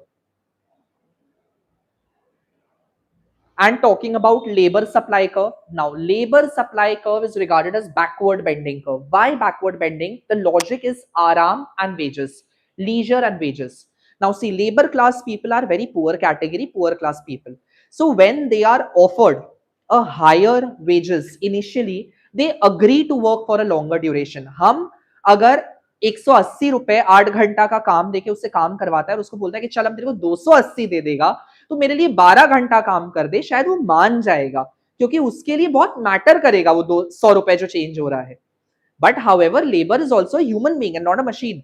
अगर उसको हम बोलते हैं चल हम तेरे को 400 रुपए दे देगा तो 16 घंटे काम कर मेरे लिए, labour can not go on and on.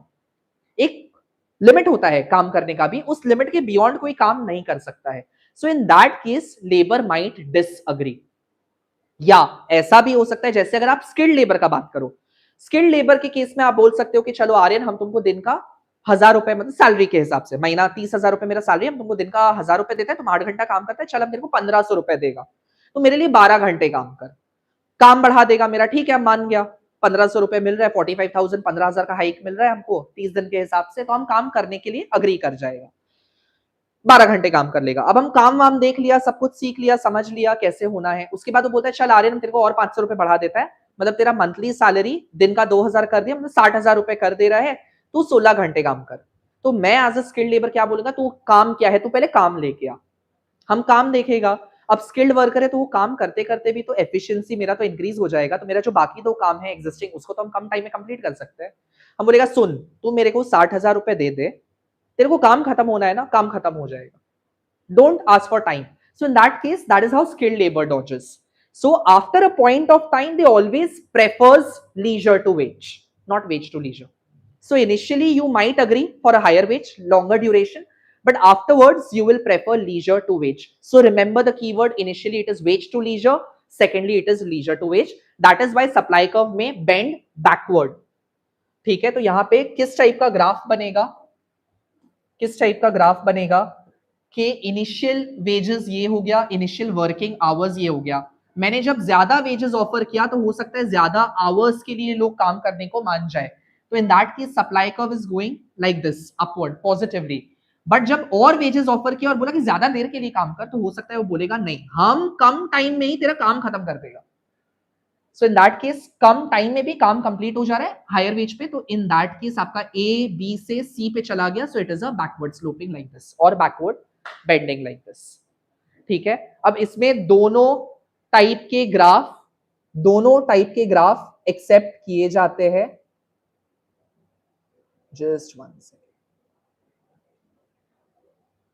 इसमें दोनों टाइप के ग्राफ एक्सेप्ट किए जाते हैं, चाहे आप ऐसा बनाओ या अगर आप ऐसा भी बना रहे हो W0 H0 W1 H1 W2 and H2, अगर आप यहां पे भी कांस्टेंट कर दे रहे हो लाके A B and C and ऐसे बना रहे हो तो भी दैट इज ऑल्सो एक्सेप्टेबल. ठीक है, both are acceptable. Is that clear everyone?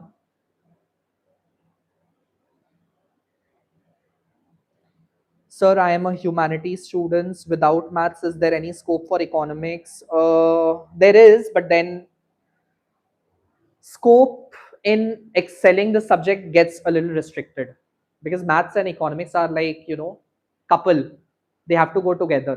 एक के बिना एक अधूरा है, तो प्रैक्टिस करिएगा, कॉलेज में हो जाएगा. चलिए आगे बढ़ते हैं.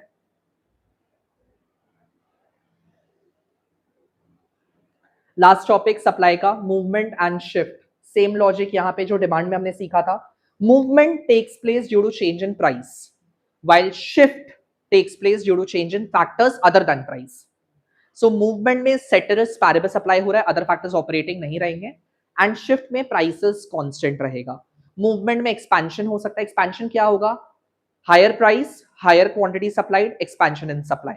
Contraction क्या होगा, lower price, lesser quantity supplied, that is contraction in supply. Shift के केस में क्या होगा, same price पे larger quantity supplied, that is a rightward shift. और इंक्रीज इन सप्लाई भी आप बोल सकते हो, सेम प्राइस में less quantity supply, that is a leftward shift, या decrease in supply. And do not get confused, increase in अगर keyword quantity supplied दे दिया है, that is expansion and not a rightward shift. Similarly decrease in quantity supplied दिया तो that is a contraction, not a leftward shift. Rightward या leftward shift को increase in supply या decrease in supply बोलते हैं। Is that clear? Is that clear everybody? समझ आया? Graph बना के देखें आप फटाफट से। Let's quickly dig into the diagram.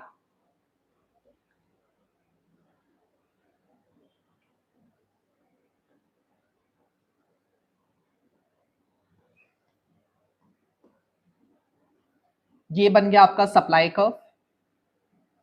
ये आप पकड़ लो initial price and initial quantity P0 Q0 for expansion in supply. Higher price, higher is the price, higher is the quantity supplied. So this movement from A to B, that is upward movement, is expansion. And for contraction, it will be lesser price, lesser quantity supplied. P2 Q2. So A to C जो downward movement आएगा, that is a contraction in supply. ठीक है? This is expansion and this is contraction. I hope that is clear. And shift के case में हो जाएगा आपका, this is initial price, initial quantity. P0 Q0 same price पे larger quantity is being supplied. Please ध्यान दीजिएगा कि supply curve है ना पॉजिटिवली स्लोपिंग होना चाहिए। S1 S1 बच्चा लोग क्या करके आ जाता है, सप्लाई में भी ऐसे मार्क कर देता है। अब उनको रियलाइज नहीं होता है कि ये डिमांड है, ये सप्लाई नहीं है। डोंट मेक दैट मिस्टेक, ठीक है? Don't make that mistake. तो ये हो गया आपका rightward shift and same price में less quantity is being supplied. This is your S2 leftward shift. Is that clear? Any question up till now? I think it is clear. आ गया समझ में? चले अब इलास्टिसिटी की तरफ भागे। सेम थिंग है, सेम चीज है। डिमांड और सप्लाई की इलास्टिसिटी में ज्यादा फर्क नहीं है, बस अंतर ये है कि demand curve is downward sloping, supply curve is positively sloping. ठीक है? Now talking about elasticity of supply. Again, elasticity of supply, just like demand, is to measure the degree of responsiveness, यानी the proportionate change in quantity supplied due to proportionate change in price, कि कितना से supply respond करेगा due to change in price. यहाँ पे demand की तरह income elasticity, cross elasticity, ये सब कुछ नहीं है। यहाँ से प्राइस इलास्टिसिटी आपके सिलेबस में। ठीक है? उसके बाद मेजर कैसे करते हैं, यहाँ पे भी सेम लॉजिक है। अगर एक पर्टिकुलर पॉइंट के लिए निकालना है, that is a point method या ज्योमेट्रिक मेथड, जिसका तरीका डिमांड से निकालने से थोड़ा सा अलग है। एंड दूसरा इज, अगर आपको दो लोकस के बीच का मतलब फाइनाइट रेंज का एक डिस्टेंस का निकालना है, तो उसके लिए हम लोग परसेंटेज मेथड यूज करेंगे। परसेंटेज मेथड में डिमांड के तरह ही यहाँ पे भी we will consider the ratio of percentage change in quantity supplied by percentage change in price. Same तरीका से निकाला जाएगा। ठीक है? एंड ज्योमेट्रिक मेथड थोड़ा सा अलग है, उसके बारे में हम लोग डिस्कस करते हैं। बट बिफोर दैट फटाफट से डिग्रीज एक बार डिस्कस कर ले। सेम थिंग यहाँ पे, या तो सप्लाई इलास्टिक होगा या तो इनइलास्टिक होगा। इनइलास्टिक मतलब रिस्पॉन्ड नहीं करेगा प्राइस में, इलास्टिक मतलब रिस्पॉन्ड करेगा, चेंज करेगा। अब कितना इलास्टिक हो सकता है, या तो परफेक्टली पूरा पूरी, या तो रिलेटिवली। रिलेटिवली मतलब in relation to price. Perfectly elastic supply का मतलब हुआ कि प्रोड्यूसर्स एक पर्टिकुलर प्राइस पे सब कुछ देने को तैयार है, हायर प्राइस पे या लोअर प्राइस पे कुछ भी नहीं देगा। रिलेटिवली इलास्टिक सप्लाई का मतलब हुआ कि in relation to price quantity supply थोड़ा ज्यादा होगा। In relation to price quantity supply थोड़ा ज्यादा होगा। कौन से गुड्स में देखा जाता है? ड्यूरेबल गुड्स में। क्यों? क्योंकि ड्यूरेबल गुड को स्टोर किया जा सकता है, स्टोर किया जा सकता है। अगर अभी प्रॉफिटेबल प्राइस नहीं मिल रहा है तो बाद में बेच देंगे। जब प्राइस प्रॉफिटेबल होगा तो अभी फिलहाल स्टॉक बना के रख लो। वहां आपको इलास्टिक सप्लाई देखने मिलेगा। रिलेटिवली इलास्टिक भी बोल सकते हो या मोर इलास्टिक भी बोल सकते हो। यूनिटरी इलास्टिक हो गया कि percentage change in quantity supplied is equal to percentage change in price. Rare case, नहीं देखने मिलता जल्दी से।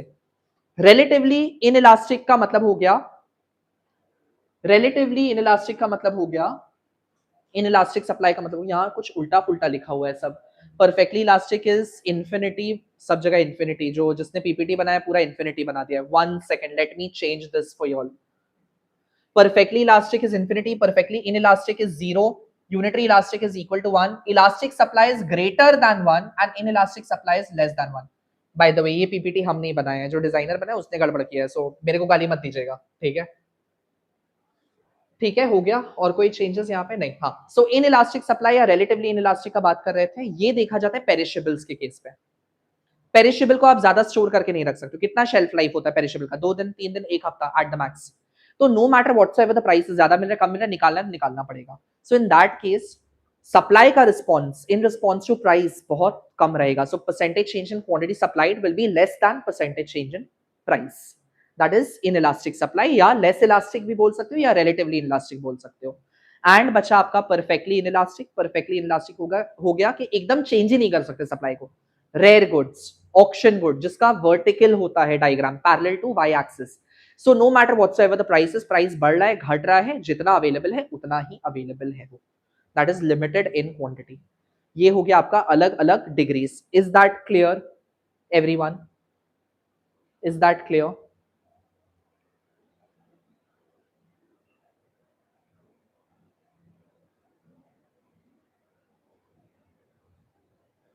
ठीक है, इज दैट क्लियर? कोई बोल रहा है सर आप मेरे साथ एग्जाम देने चलो, आई विश। 110 में 110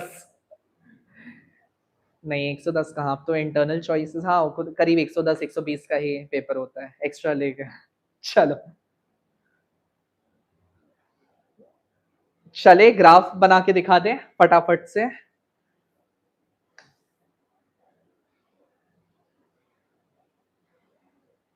परफेक्टली इनइलास्टिक कैसा रहेगा? सेम एकदम डिमांड की तरह। It's a horizontal straight line parallel to x axis depicting कि प्रोड्यूसर सब कुछ एक प्राइस पे देने को तैयार है, nothing at a lower price. ठीक है। परफेक्टली इनइलास्टिक कैसा रहेगा?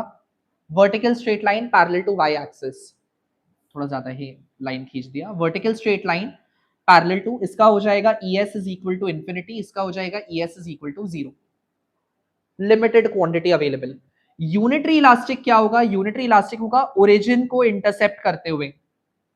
क्यों ओरिजिन को इंटरसेप्ट करते हुए? tan 45 डिग्री का वैल्यू क्या होता है? How much is mathematical value of tan 45? tan 45 का value is equal to 1। In other words क्या हुआ, ये जो 90 डिग्री का क्वाड्रेंट है इसको बाइसेक्ट कर दिया तो 45 45 में डिवाइड हो गया ना, तो स्लोप के टर्म्स में, एंगल के टर्म में अगर बात करें तो 45/45 लगा, सो वो रिड्यूस होके 1 बन गया, इसीलिए equal to 1। So unitary elastic का भी value equal to 1। Is that clear? उसके बाद इन इलास्टिक और इलास्टिक हमने टाइम पीरियड में अभी बनाया था, अब भी बनाया था जब शॉर्ट रन लॉन्ग रन कर रहे थे। शॉर्ट रन में क्या हो जाएगा? इन इलास्टिक कैसा रहेगा आपका? इन इलास्टिक सप्लाई रहेगा एक्स एक्सिस को इंटरसेप्ट करते हुए, एंड इलास्टिक सप्लाई रहेगा वाई एक्सिस को इंटरसेप्ट करते हुए। सो फटाफट से मैं बता दूं, horizontal, vertical, origin intercept, Y intercept, यहां पे इलास्टिसिटी इज इक्वल टू 1, यहां लेस देन 1, यहां greater than 1। So X intercept and Y intercept. I am repeating again, horizontal, vertical, origin intercept, x intercept, y intercept। x intercept की जगह अगर horizontal axis intercept दे दे, confuse मत हो जाइएगा, x axis को ही horizontal axis बोलते हैं, एंड y intercept की जगह vertical axis intercept दे दे तो भी आप कंफ्यूज मत होइएगा, सेम ही चीज होता है। I hope that is clear, समझ आ गया? Is that clear? What would be the supply curve of perishable good? For perishable good, the supply curve would be perfectly inelastic. Although logic is incorrect, but council यही बोलता है। I know that, मेरा बहुत debate हुआ था 3 या 4 साल पहले इस चीज को लेके। पेरिशेबल रिलेटिवली इनइलास्टिक में जाना चाहिए, कैसे जाएगा? लेकिन नहीं, काउंसिल बताया पेरिशेबल गुड के लिए perfectly inelastic. There is no debate in that case. So ठीक है, नहीं करेगा डिबेट। Is that clear? चलिए, कमिंग टुवर्ड्स ज्योमेट्रिक मेथड। अच्छा, परसेंटेज मेथड तो ऑलरेडी बता दिया कैसे होगा, सेम डिमांड की तरह होगा। Percentage change in quantity supplied by percentage change in price. Same logic, percent को आप ब्रेक डाउन कर सकते हो, change in quantity by original quantity into 100, whole divided by change in price by original price into 100, 100 100 cut, बचता है delta Q upon Q into P upon delta P. Same logic, clear? अब geometric method को ध्यान से समझ लीजिए, थोड़ा सा अलग है। ठीक है, थोड़ा सा अलग है। सबसे पहले ज्योमेट्रिक मेथड हम लोग कब यूज करते हैं? Whenever we want to calculate या estimate the elasticity of a particular point on the supply curve, that is when we use this method. ठीक है, Now whenever there is a supply curve given and you want to calculate the elasticity, what is the first step? Step 1 is extend the curve. Curve को extend करो ताकि वो underlying axis, मतलब जो भी उसका अंडरलाइंग एक्सिस है वहां जाके मिल जाए। तो ये कर दिया मैंने एक्सटेंड। सबसे पहले तो आपको आंसर तो यही देख के समझ आ जाएगा कि y इंटरसेप्ट है तो इलास्टिक ही होगा। y को अगर इंटरसेप्ट करते हुए जा रहा है तो it has to be elastic, but नहीं, आपको प्रूफ करना पड़ेगा, तो हम लोग प्रूफ करेंगे। सो इसका कुछ नाम रख देते हैं, a रख देते हैं। So step 1 is extend the curve so that it meets the underlying axis. Step 2 is drop a perpendicular from the point where the elasticity is to be estimated. So मैंने perpendicular drop कर दिया, इसका कुछ और नाम दे दो b. Now we have to take the distance of both the intercept on the horizontal axis, यानी x axis के ऊपर जो भी आपका intercept आया है जहां जहां पे a और b, elasticity of supply will be distance between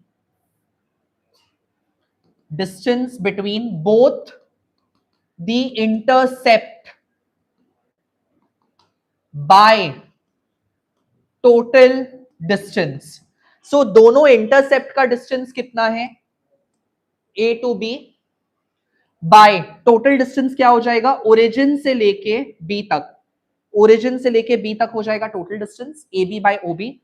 again same logic, numerator by denominator का तो लॉजिक पता है। न्यूमरेटर अगर आपका छोटा होगा डिनोमिनेटर से तो लेस देन 1, न्यूमरेटर अगर बड़ा होगा डिनोमिनेटर से ग्रेटर देन 1, एंड न्यूमरेटर अगर बराबर होगा डिनोमिनेटर से इक्वल टू 1। तो यहां क्या देख पा रहे, AB is greater than OB, AB is greater than OB, numerator बड़ा है, so elasticity will be greater than 1, so relatively inelastic, hence proved. ठीक है, just give me a minute. आ गया समझ में? हाँ जी, हो गया। क्या नहीं है? yes.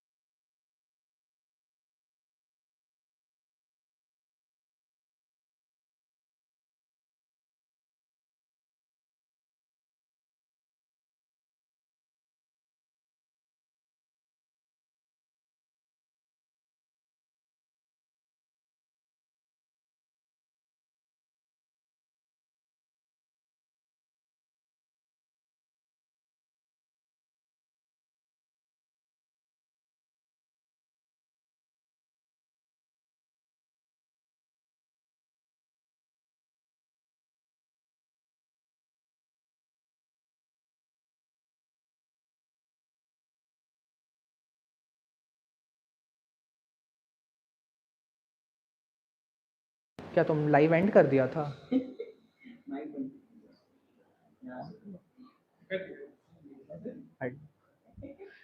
ठीक है, I hope that is clear, समझ में आ गया सबको।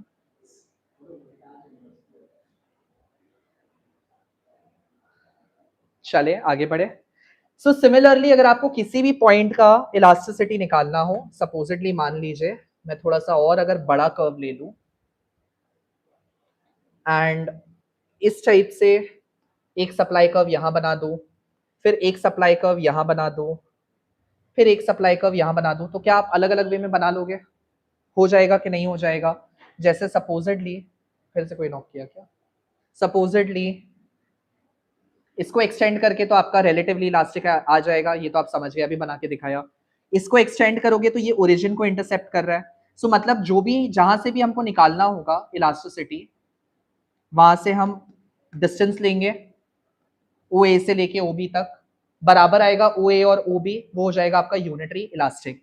सिमिलरली जब इसको एक्सटेंड करेंगे इस टाइप से, ये एक्स इंटरसेप्ट पे आ रहा है, इसका नाम अगर पी रख दूं एंड यहां से मैं ड्रॉप करूंगा परपेंडिकुलर क्यू रख दूं, so P Q by O Q करेंगे, पी क्यू छोटा है ओ क्यू से, सो इन इलास्टिक आ जाएगा। ठीक है, ये हो गया आपका लीनियर कर्व के लिए। Is that clear? Now for a non linear curve, same logic, just one additional step, we have to draw a tangent corresponding to the supply curve। अगर supply curve इस टाइप से दिया है, इस type से दिया है, नॉन लीनियर है, तो हमें बस एक टैंजेंट ड्रॉ करना है एंड पूरा सेम स्टेप्स को फॉलो करना है. सो दिस इज माय टैंजेंट. ये आ गया मेरा टैंजेंट. जो इंटरसेप्ट पॉइंट है वहां पे मेरे को इलास्टिसिटी निकालना होगा. तो क्या स्टेप होगा? I extend the curve so that it meets the underlying axis. Take a name A, drop a perpendicular B, take the distance of the intercept AB by total distance O से B, AB by OB. क्या देख पा रहे? AB is less than OB, so over here elasticity of supply will be less than 1. Is that clear? We just have to draw a tangent. समझ आ गया सबको? Oh, thank you so much, Harshit. Loving your practical approach in teaching eco. Kindly discuss hot questions. करेगा करेगा सब discuss करेगा. ठीक है, चले आगे बढ़े. Let's go ahead. And I think with this we completed supply. Supply में तो और कुछ है नहीं. There is no determinant, no? Thank you. Done. 2 minutes break. Market mechanism शुरू करेंगे और आधा घंटा में खत्म करके बस 5 बजे तक क्लास रैप अप. इवनिंग में अराउंड लेट्स सी 8:30 के आसपास मिलेंगे हम लोग for law of return and for cost and revenue. बस उससे ज्यादा मैं आपको टॉर्चर नहीं करूंगा. फिर कल सुबह मिलेंगे हम लोग forms of market, determination and producers equilibrium. उसके बाद कल शाम से मैक्रो इकोनॉमिक्स शुरू कर देंगे. दो लाइव ले लेके फटाफट 2-3 दिन में अभी रैप करेंगे. उसके बाद बहुत सारे क्वेश्चंस है मेरे पास पूछने के लिए, उसको डिस्कस किया जाएगा. ठीक है, coming down to market mechanism but after 2 minutes. जाओ सांस ले लो, पानी पी लो. You want to use the loo, go and use it. Now half of the people will say what is the meaning of loo? लू तो हमें पता है, सूरज से जो लग जाता है वो लू होता है. आप कौन सा लू का बात कर रहे हैं? सुसु वाला लू का बात कर रहे हैं.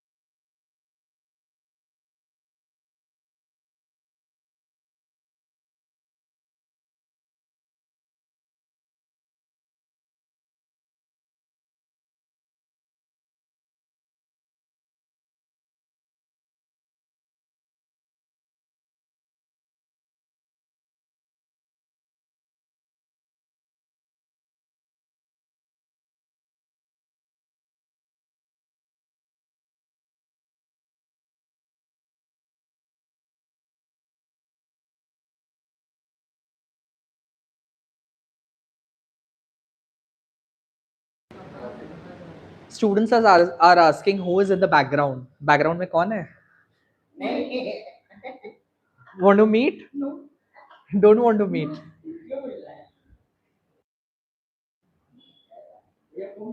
सब भाग गए. Students actually, students बैठे हुए, they are attending class. They don't want to be featured.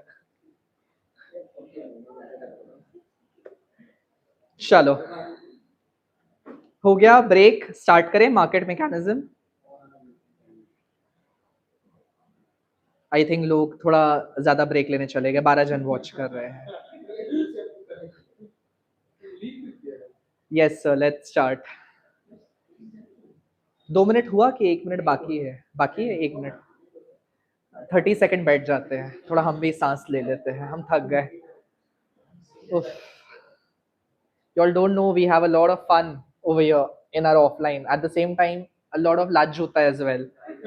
गाली गलोच, लाज जूता सब पड़ता है बच्चा लोग को. When they need me, I am their love guru. When they need me, I am their restaurant. When they need me, I am their fashion stylist.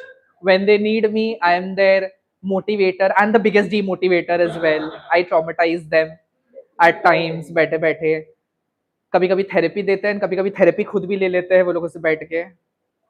सो या सब लोग चले गए? नहीं, सब नहीं, 3 जन यहाँ बैठे हुए जो पढ़ रहे, बाकी सब अभी सो रहा है. इको में तो भी 8 दिन है ना, जागेंगे. लास्ट का 4 दिन जागेंगे, कुछ नहीं होगा फिर. नहीं, basically it is like you know they have studied the entire year, so most of the people are chilling. Yeah so it is like for them echo हो जाएगा, that sort of a thing. सब सो रहा है अभी, correct.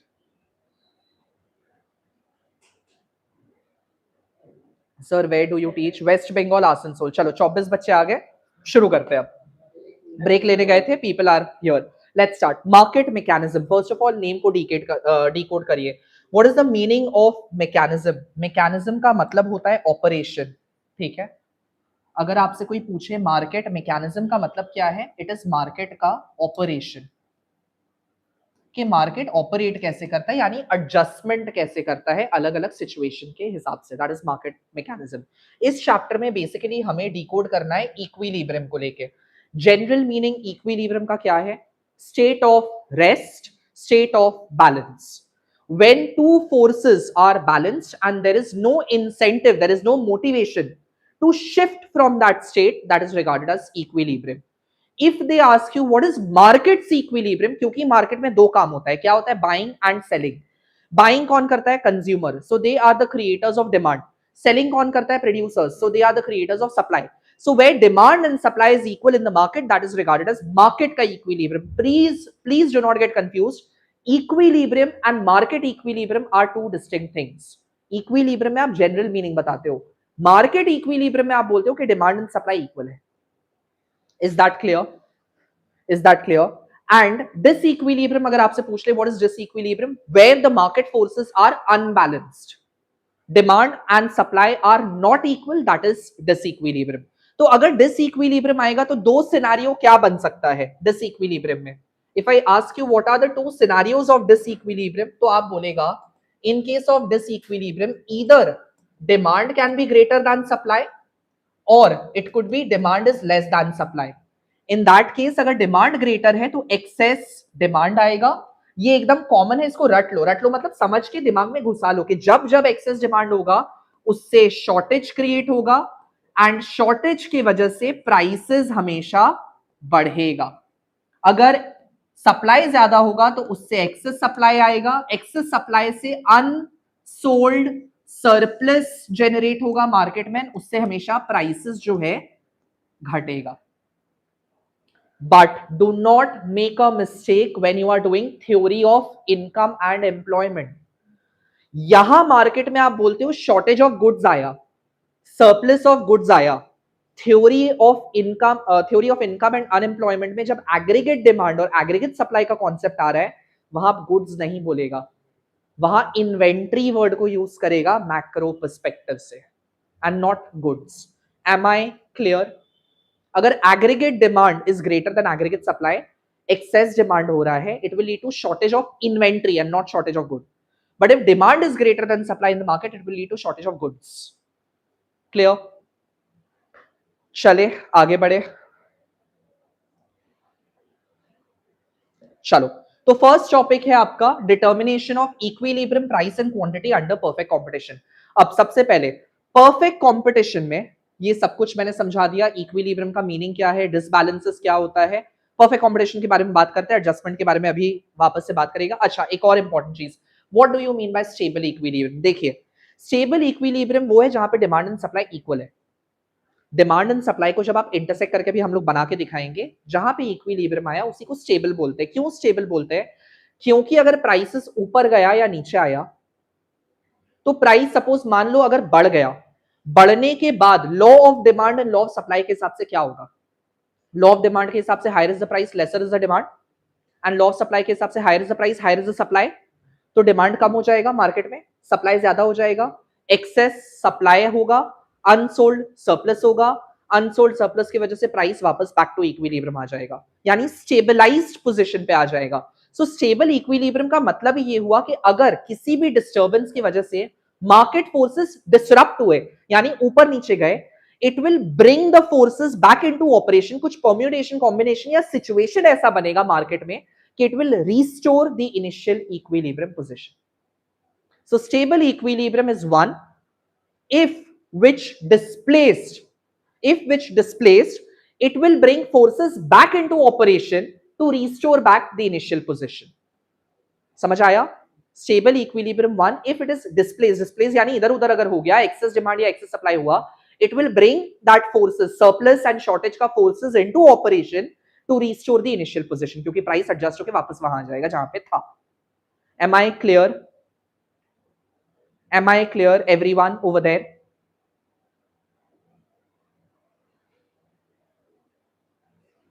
Am I clear everyone? चले आगे बढ़े।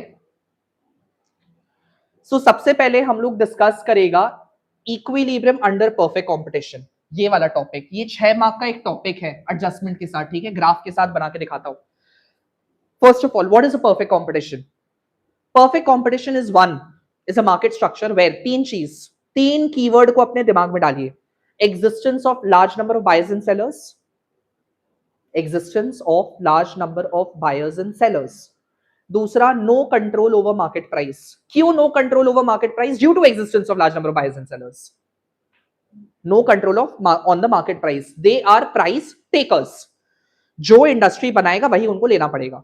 सो no influence over the market price. तो तीसरा सवाल, प्राइसेस डिटरमाइन कैसे होता है अगर कंट्रोल नहीं कर सकता है?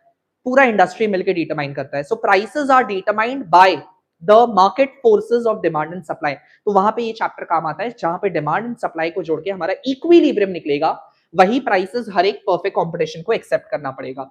सो मैं आपको ग्राफ बना के दिखा दे रहा हूं, एंड ये ग्राफ चैप्टर 11 के साथ भी कोरिलेट हो गया,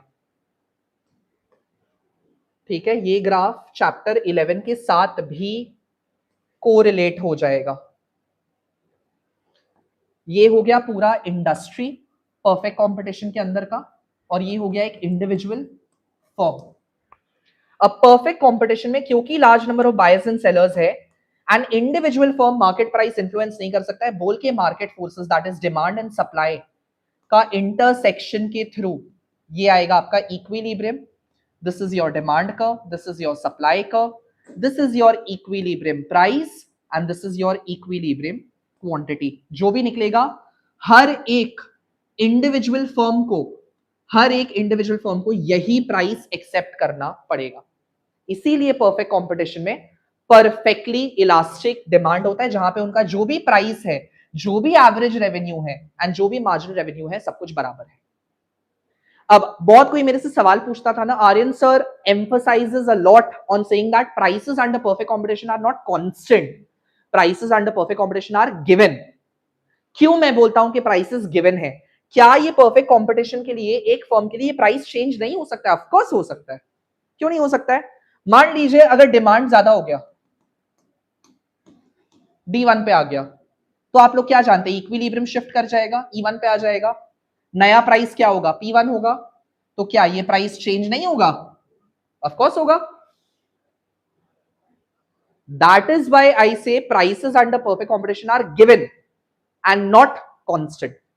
अब ये आपको 6 महीना पहले जब ये चैप्टर पढ़ा रहे थे तब इस डायग्राम के फॉर्म में बताया, आपको कुछ समझ नहीं आता। क्यों? क्योंकि ये है तो चैप्टर 11 का डायग्राम, इसीलिए अब आपको बेटर अंडरस्टैंडिंग मिल रहा होगा।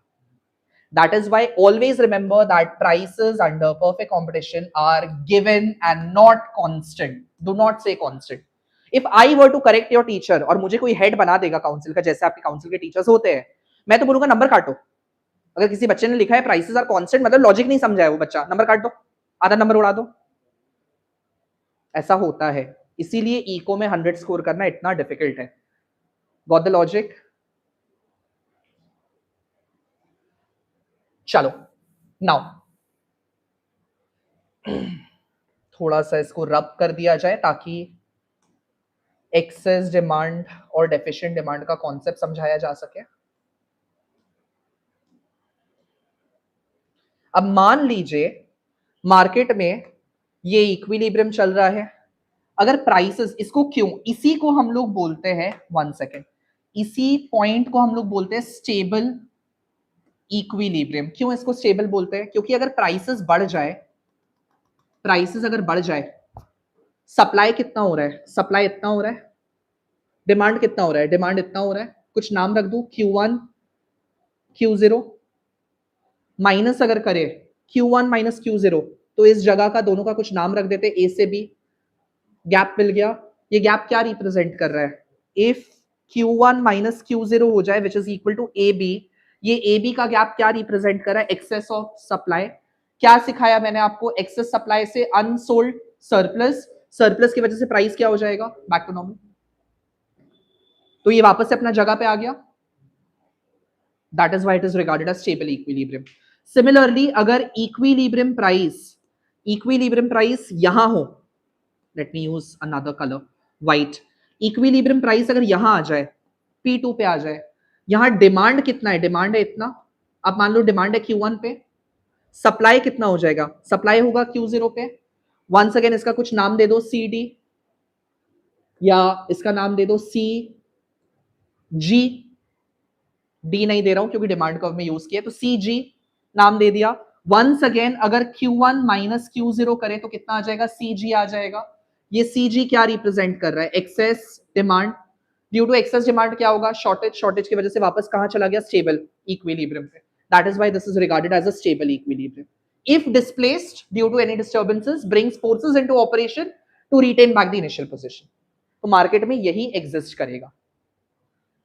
Is that clear everyone? Am I crystal clear in my explanation? चले आगे बढ़े।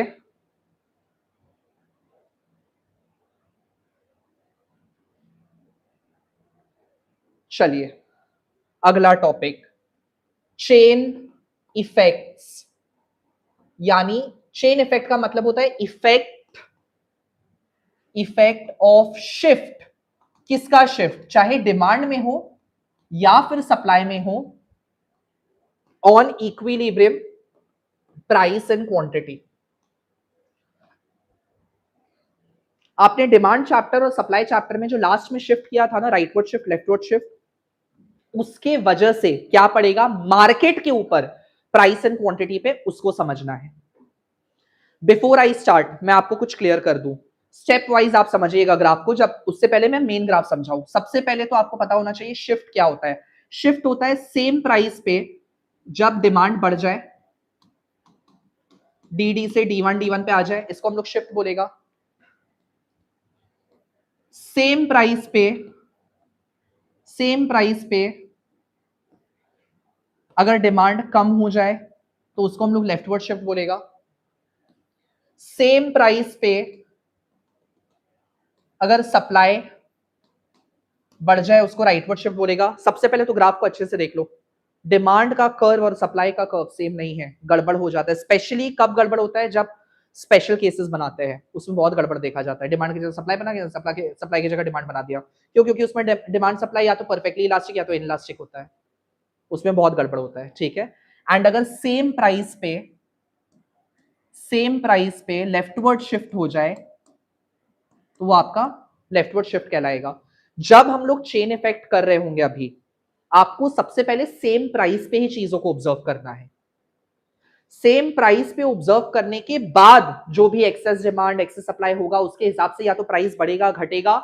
उसके बाद आप law of demand, law of supply को दिमाग में रखोगे। वो तो सबको पता है, प्राइस बढ़ेगा तो लॉ ऑफ डिमांड के हिसाब से डिमांड कम हो जाएगा। तो मैंने कहा प्राइस अगर बढ़ेगा, लॉ ऑफ डिमांड के हिसाब से डिमांड कम होगा, तो ये क्या हुआ? Contraction in demand. सही बात, एकदम सही बात। प्राइस बढ़ेगा, सप्लाई बढ़ जाएगा, लॉ ऑफ सप्लाई के हिसाब से, तो ये क्या हुआ? Expansion in supply. सही बात, एकदम सही बात। प्राइस अगर घटेगा तो लॉ ऑफ डिमांड के हिसाब से डिमांड बढ़ जाएगा, ये क्या हुआ? Expansion in demand. समझा? एंड प्राइस अगर घटेगा तो सप्लाई घट जाएगा। अरे भाई पैसा वैसा मत भेजिए, भगवान की दया से हमारे पास बहुत पैसा है, डोंट सेंड मी मनी, बस आप बैठ के पढ़ाई कर लीजिए, मेरा वही रिवॉर्ड है। एंड अपने जूनियर्स को दे दीजिएगा इन्फॉर्मेशन, ठीक है।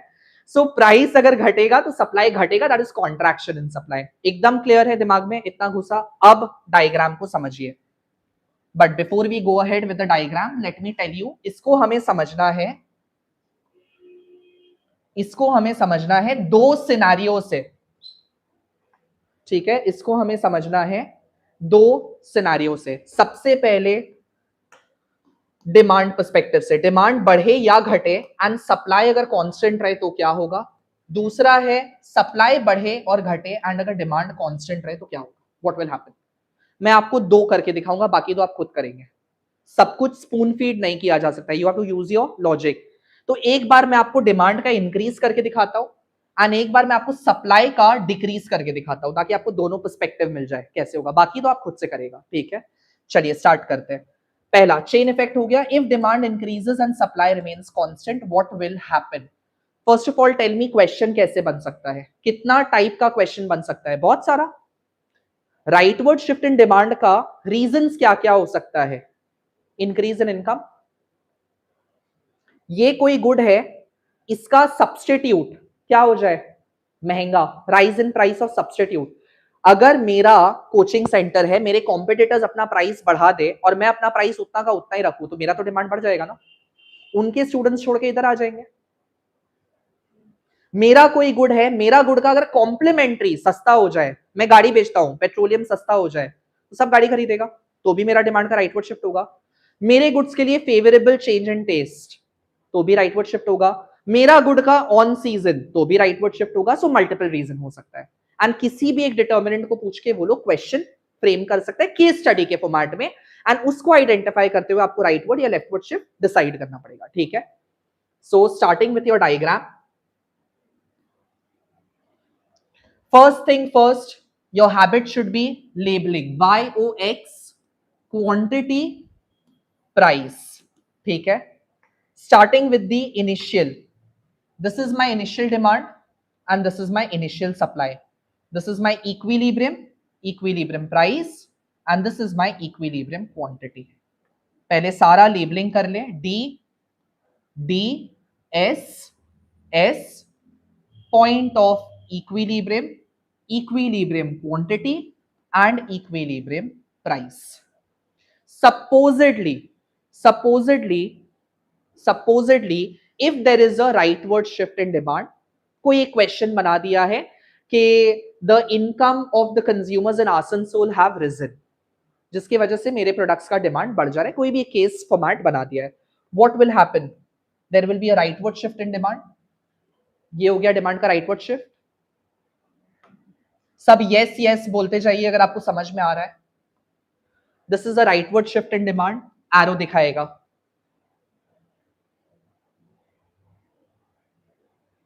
ठीक है। उसके बाद मैंने आपको क्या बोला, सबसे पहले सेम प्राइस पे, सबसे पहले सेम प्राइस पे कितना डिमांड हो रहा है।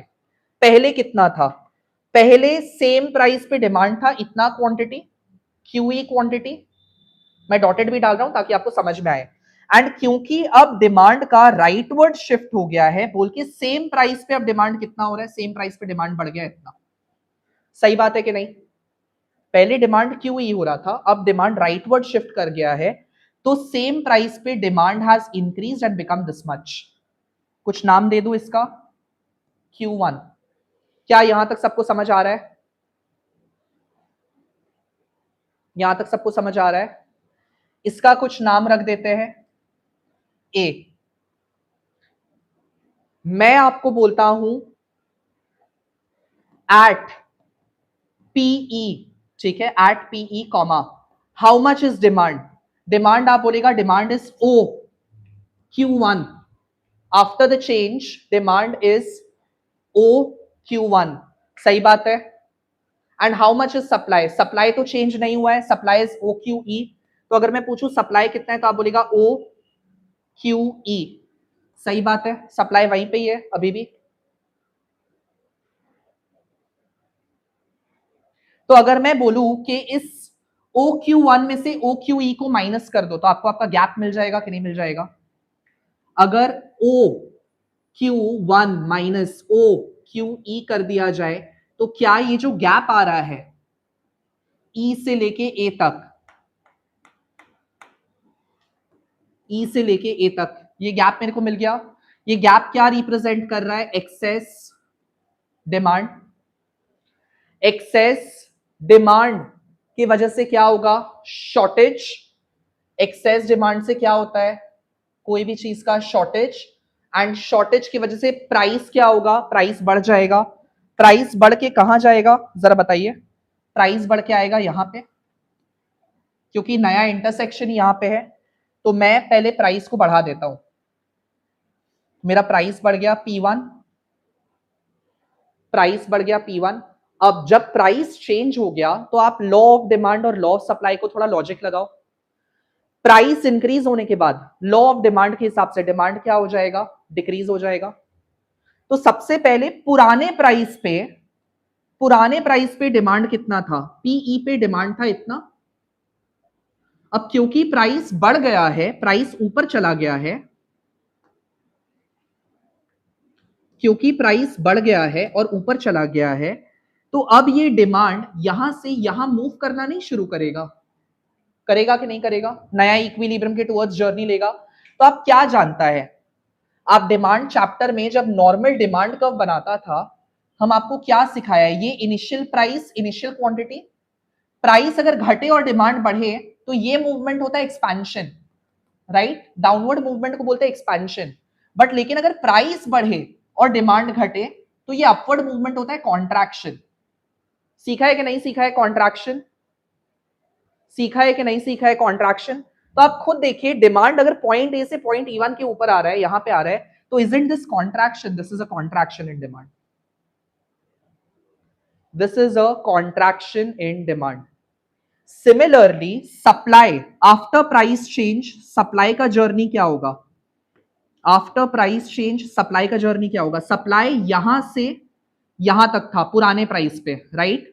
Supply was from here to here in the old price. अब सप्लाई ई से E1 की तरफ नहीं जा रहा है? Isn't supply going from here to here? तो सप्लाई का अगर इस डायरेक्शन में मूवमेंट हो रहा है तो ये क्या हो गया? This is expansion in supply. So after the rise in price there will be a contraction in demand and expansion in supply till we reach a new equilibrium at E1, where P1 is the new price and Q2 is the new quantity. This is how you practically solve it. आपको बाकी teachers क्या करते हैं मैं बताता हूं। बाकी teachers क्या करते हैं? ये हो गया इनिशियल डिमांड, ये हो गया इनिशियल सप्लाई, ये हो गया इक्विलिब्रियम प्राइस, ये हो गया इक्विलिब्रियम क्वांटिटी। बेटा डिमांड बढ़ गया, यहां नया इक्विलिब्रियम आ गया, बस यहां प्राइस आ जाएगा, यहां क्वांटिटी आ जाएगा। बाकी का लॉजिक बच्चा एक्सप्लेन क्या करेगा? बस इतना। There is no right word shift, no नया क्वांटिटी, देयर इज सारा चीज गायब कर दिया। That is not how it is done. ठीक है सर, हम थक गए। कोई बात नहीं, हम नहीं थके। कल मैं थका हुआ था अब, और आज मैं नहीं थका हूं। अब आप खाली समझते जाओ चीजों को, ठीक है?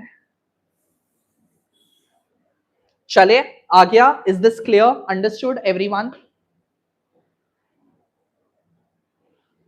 यस, एग्जाम में सिर्फ मेरा नोट्स पढ़ के जाइए, it's more than enough. Sir help, क्या हेल्प चाहिए बोलिए? चलो आगे बढ़े। अब एक और केस मैं आपको बना के दिखा देता हूं। When supply decreases but demand remains constant. तुम भी क्या मैसेज कर रहे हैं? If supply decreases and demand remains constant. Someone is writing other teachers be like हमारे यहाँ तो ऐसा ही होता है। हाँ राइट, हमारे यहाँ ऐसा नहीं होता है, एंड बोर्ड्स में भी ऐसा नहीं होता है। ठीक है चलो, ठीक है। I will make this scenario as well. बाकी दो आप खुद से कर लीजिएगा। Demand decreases, supply remains constant. चलिए चलिए बनाया जाए। Once again, we'll start with a quadrant first. Y axis origin, X axis सबसे पहले लेबलिंग क्वांटिटी प्राइस, ठीक है, लेबलिंग अगर भूल गया तो आधा नंबर कट गया सीधा सीधी, लेबलिंग मत भूलिएगा। Starting with the initial demand curve, initial supply curve, equilibrium price, equilibrium quantity. Labelling कर लेते हैं, D D S S equilibrium, QE is your equilibrium quantity and PE is your equilibrium price.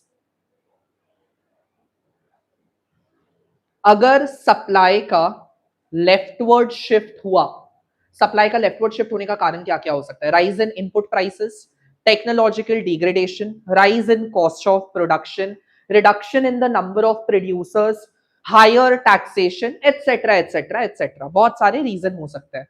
अगर supply का leftward shift हुआ तो सबसे पहले supply curve क्या करेगा? ये हो गया लेफ्टवर्ड शिफ्ट, S1 एरो। यहां तक सबको समझ आ रहा है? Are you all on the same page with me till here? Hello guys, are you all there? जाग रहे हो? समझ आ रहा है? सबसे पहले सेम प्राइस पे सप्लाई कितना हो रहा है? Let me change the colour. पुराने प्राइस पे, पीई पे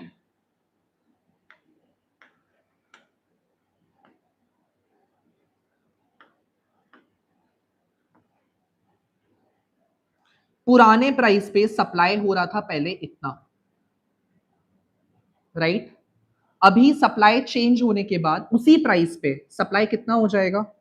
सप्लाई यहां पे आ जाएगा, तो सप्लाई हो रहा है इतना। इसका कुछ नाम दे दो, क्या नाम देगा? इसका नाम दे देता है Q1, राइट? अब उसके बाद अब अगर मैं आपसे पूछूं कि डिमांड कितना हो रहा है, सप्लाई कितना हो रहा है, तो आप बोलेगा डिमांड है QE पे, सप्लाई है Q1 पे चेंज होने के बाद। तो अगर QE में से Q1 को माइनस किया जाए,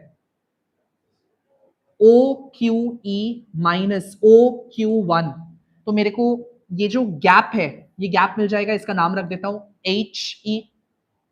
this gap is equal to HE। ये गैप क्या रिप्रेजेंट कर रहा है? डिमांड यहाँ पे, सप्लाई यहाँ पे। So what is this gap representing? Excess demand.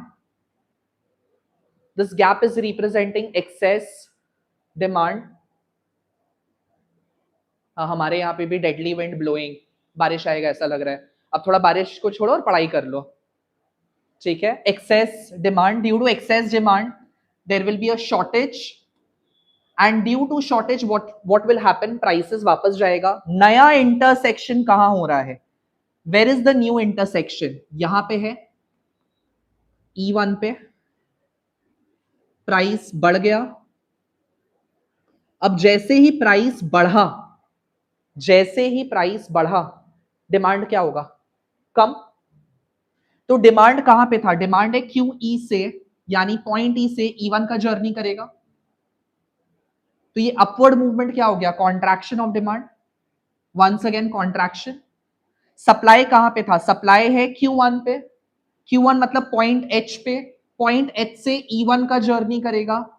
तो ये क्या हो गया? Expansion in supply. ये कब तक चलेगा? जब तक कि E1 पे आके सब सेटल डाउन ना हो जाए, जहां पे P1 is the new equilibrium price and Q2 is the new equilibrium quantity at E1. That is how you do it. Am I clear? Am I crystal clear to everyone? Sir अभी शुरू करने पे 100 आ जाएगा। नमस्कार जी। आपको सलाम। ठीक है, पता नहीं। Very diplomatic question. Please, next question. I would not like to answer that. ठीक है, चलो, ये हो गया आपका chain effect. So this is how you have to do homework. मैं आपको दे दे रहा हूं। डिमांड अगर घटेगा एंड सप्लाई कांस्टेंट रहे तो क्या होगा, ये आप खुद से प्रैक्टिस कर लेना। एंड सप्लाई अगर इंक्रीज होगा एंड डिमांड कांस्टेंट रहे तो क्या होगा, आप खुद से प्रैक्टिस कर लेना, ठीक है? चले आगे बढ़े, ये प्रैक्टिस करते करते सबका प्राण निकल जाएगा। चलो, coming towards simultaneous changes. There is one thing I want to tell you, sir. Please take your time and teach in depth. Don't go for rapid revision. There is a reason we trust you over others. As they just read, you make us understand. बेटा, in depth understanding has already been done. आप जाके उसको देख सकते हैं videos में।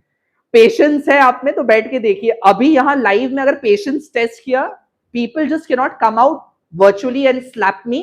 They are sitting on the other end of the screen, so it's better let me go fast. A lot of people have completed their syllabus and we cannot go in depth, although I'm going very much in depth as much as it is required. ठीक है, so आपको पूरा साल पढ़ना था। चलो, coming to simultaneous changes. Simultaneous का मतलब क्या हो गया? टुगेदर, एक साथ, एक साथ डिमांड सप्लाई। इसमें क्या क्या सिनेरियो बन सकता है? अगर डिमांड इंक्रीज करे और सप्लाई इंक्रीज करे सेम प्रपोर्शन से तो क्या होगा? अगर डिमांड इंक्रीज करे, सप्लाई इंक्रीज करे, डिमांड का इंक्रीज ज्यादा हो सप्लाई से, देन क्या होगा? अगर डिमांड इंक्रीज करे, सप्लाई इंक्रीज करे and the magnitude of supply is greater than demand, then क्या होगा? अगर डिमांड डिक्रीज करे, सप्लाई डिक्रीज करे सेम प्रपोर्शन से, क्या होगा? डिमांड डिक्रीज करे, सप्लाई डिक्रीज करे, decrease in supply is greater then decrease in decrease in demand is greater then decrease in supply, तो क्या होगा? एंड डिमांड डिक्रीज करे, सप्लाई डिक्रीज करे, सप्लाई ज्यादा हो तो क्या होगा? ठीक है, इसके अलावा और भी सिनेरियोस बन सकते हैं अगर ट्रॉमेटाइज करना हो। डिमांड इंक्रीज करे लेकिन सप्लाई डिक्रीज करे सेम प्रपोर्शन से, तो क्या होगा? डिमांड डिक्रीज करे, सप्लाई इंक्रीज करे सेम प्रपोर्शन से, तो क्या होगा? सो ट्रॉमा देना होगा ना, तो ट्रॉमा बहुत तरीका से दिया जा सकता है। कंफ्यूजन हो रहा है, क्यों कंफ्यूजन हो रहा है? It is very much easy to understand, ध्यान से समझो। हालांकि ये ट्रॉमा खाली मेरे जैसा टीचर देगा और कोई नहीं देगा। काउंसिल आपको ज्यादा से ज्यादा ट्रॉमा यहीं तक का देगा। This is not there in the book but they do ask in the examination, decrease वाला portion. So you have to prepare only for the 6 cases in total, in the case of increase and in the case of decrease. ठीक है, तो चले start करें। मैं आपको बना के दिखाता हूं, ये वाला और कौन सा, ये वाला एंड ये वाला। बाकी 3 आप खुद बनाएंगे, ठीक है। Let me show you a decrease in both demand and supply in the same proportion, increase in demand by a greater proportion than supply and decrease in supply by a greater proportion than demand. No, supply, neither supply nor demand curve, they need to touch the axis. ऐसा कुछ नहीं है, कोई भी axis को touch करवाने का दरकार नहीं है, ठीक है। चलो स्टार्ट करें। If demand decreases, supply decreases and both by equal proportion.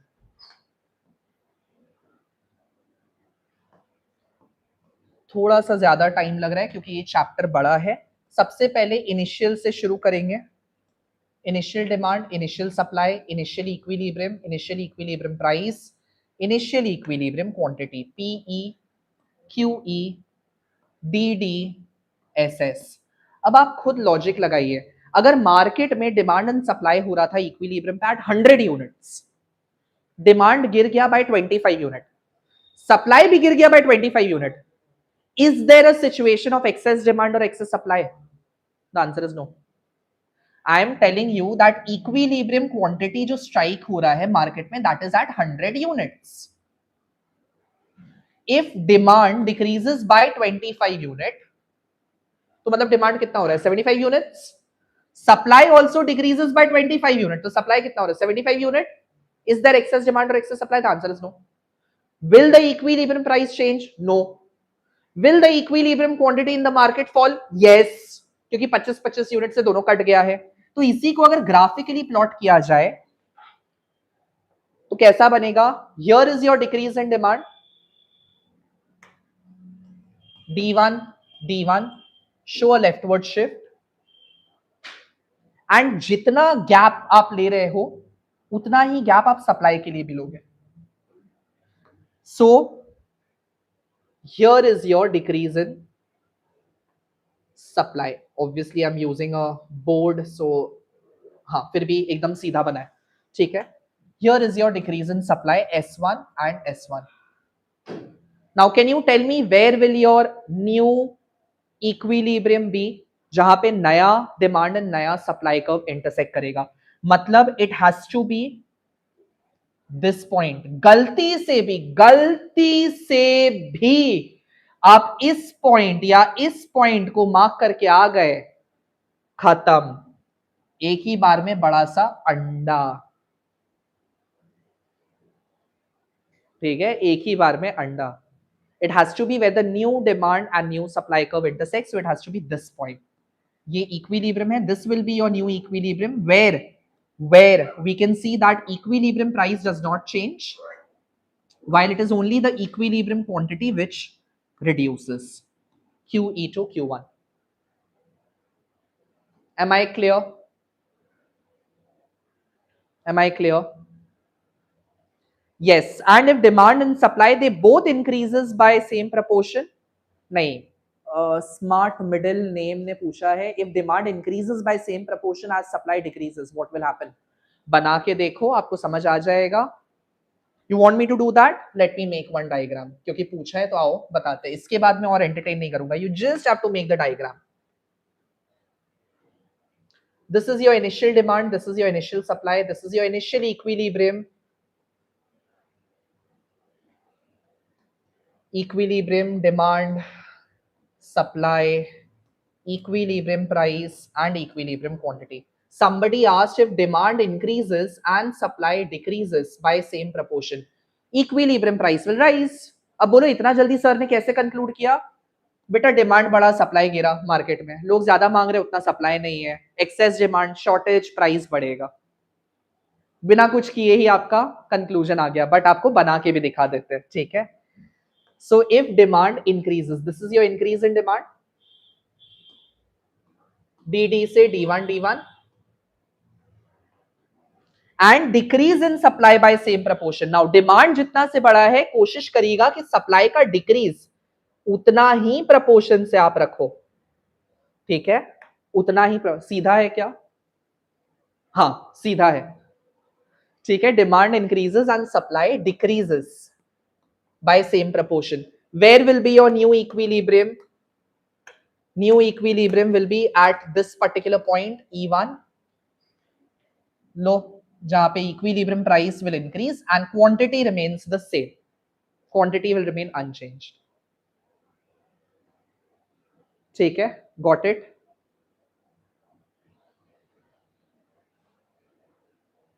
Yes, got it, got the logic. अगर आपको, जैसे मैंने एक बार में कंक्लूड कर दिया, ये ना भी आए, छोटा सा ग्राफ बना के देख लीजिएगा, रिस्क मत लीजिएगा। कितना जाएगा? 30 सेकंड जाएगा, एनालाइज करते करते बना लीजिएगा, ठीक है। Then come to your conclusion for MCQ specially. तो क्या मैं बाकी दो केसेस बनाऊं कि आपसे हो जाएगा? You tell me what will happen over here. Demand बढ़ रहा है, सप्लाई भी बढ़ रहा है, डिमांड ज्यादा प्रपोर्शन से बढ़ रहा है। ऑलरेडी ये देख के ही समझ में आ रहा है कि ये है तो एक्सेस डिमांड, एंड बढ़ रहा है मतलब क्या हो गया? इक्विलिब्रियम क्वांटिटी तो मार्केट में डेफिनेटली बढ़ेगा, एंड क्योंकि एक्सेस डिमांड है, एक्सेस डिमांड की वजह से शॉर्टेज होगा, तो शॉर्टेज की वजह से इक्विलिब्रियम प्राइस जो है दैट विल आल्सो इंक्रीज। यही निकलेगा आपका कंक्लूजन, आप ग्राफ बना के देखेंगे तो हो जाएगा। सब बोल रहा है हो जाएगा सर, हो जाएगा। इसको भी कंक्लूड करते हैं, घट रहा है तो मतलब डेफिनेटली इक्विलिब्रियम क्वांटिटी तो घटेगा, सप्लाई ज्यादा प्रपोर्शन से घट रहा है। आप ऐसे मान लो 100 पे इक्विलिब्रियम स्ट्राइक था, डिमांड गिरा, सप्लाई गिरा, सप्लाई ज्यादा प्रपोर्शन से गिरा, demand fell by 25 unit, supply fell by 50 unit. Demand कितना हो रहा है? 75, सप्लाई कितना हो रहा है? 50। क्या हुआ? एक्सेस डिमांड, शॉर्टेज, वापस से इक्विलिब्रियम प्राइस समझ आ गया, बढ़ेगा। So you just have to थोड़ा सा माथा शांत करके 10 सेकंड देख के आप खुद से कर लेगा, ठीक है। हाँ नहीं, थोड़ा सा स्पेशल केस एक बार बता दे, and ceiling flooring will take just another 5 minutes. ठीक है, should I go ahead? Done. चलो, moving to special case. Now special case में क्या आ सकता है? स्पेशल केसेस को मैं डिवाइड करता हूं when equilibrium price remains constant. दूसरा, when equilibrium quantity remains constant. दो केस में इक्विलिब्रियम प्राइस कांस्टेंट रह सकता है. When demand is perfectly elastic तभी भी, एंड व्हेन सप्लाई, ये हो गया डिमांड केस से, and even when supply is also perfectly elastic.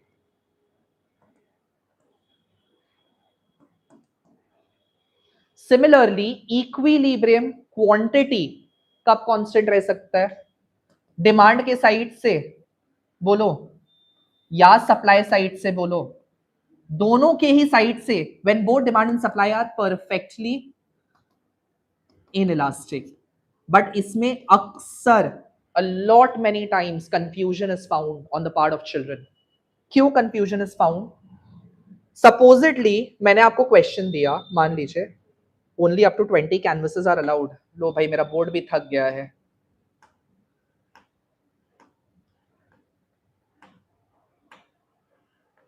चलो चलो जी चलो. Supposedly मैंने आपको क्वेश्चन दिया, when does equilibrium price remain unchanged with the change in demand? क्या बोलेगा आप इसका answer? When does equilibrium price remain unchanged with the change in demand?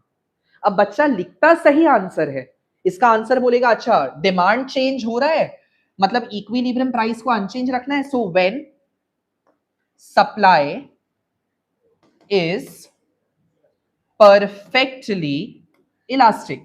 ये लिखा सही यहां पे, ठीक है, लिखा सही. ग्राफ कौन सा बना दिया, आओ दिखाते हैं. y axis origin, x axis quantity price. अब आपको पता होगा दैट डिमांड एंड सप्लाई का जो परफेक्टली इलास्टिक है वो दोनों सेम दिखता है, दोनों का ही सेम दिखता है. Horizontal straight line parallel to x axis. गलती से घाए घाए में इसको लिख दिया डी और इसको ऐसा बना के आ गया, खत्म, गेम ओवर. होता है ऐसा मिस्टेक, देखा है करेक्शन करते करते, हड़बड़ी में गड़बड़ी. जबकि टेक्निकली होना क्या है, अगर इसका answer is when does equilibrium price remain unchange, आपने बोला when supply is perfectly elastic, तो ये क्या बनेगा, ये हो गया आपका supply.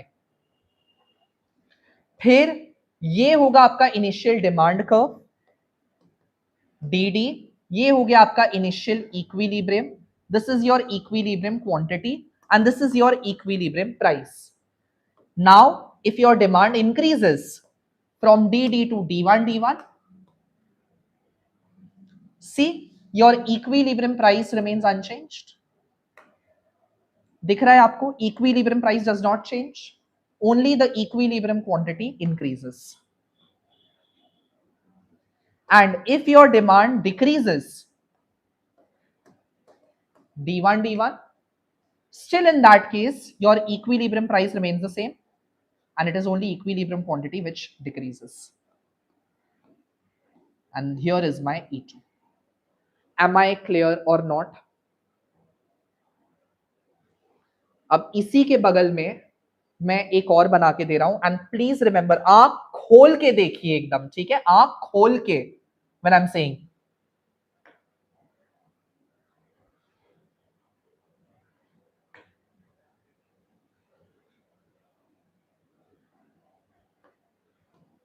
If I take a perfectly elastic demand, इसमें भी इक्विलिब्रियम प्राइस अनचेंज रहेगा, बट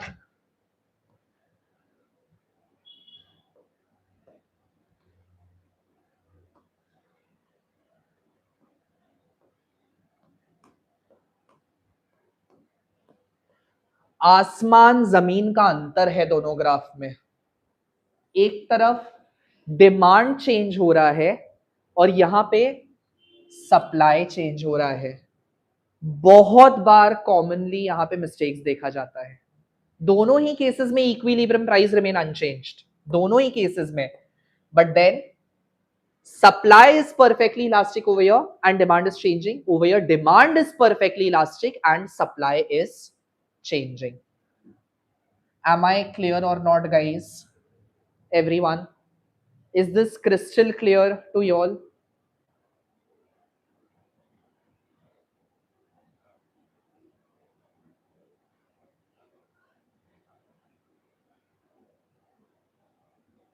चले आगे बढ़े।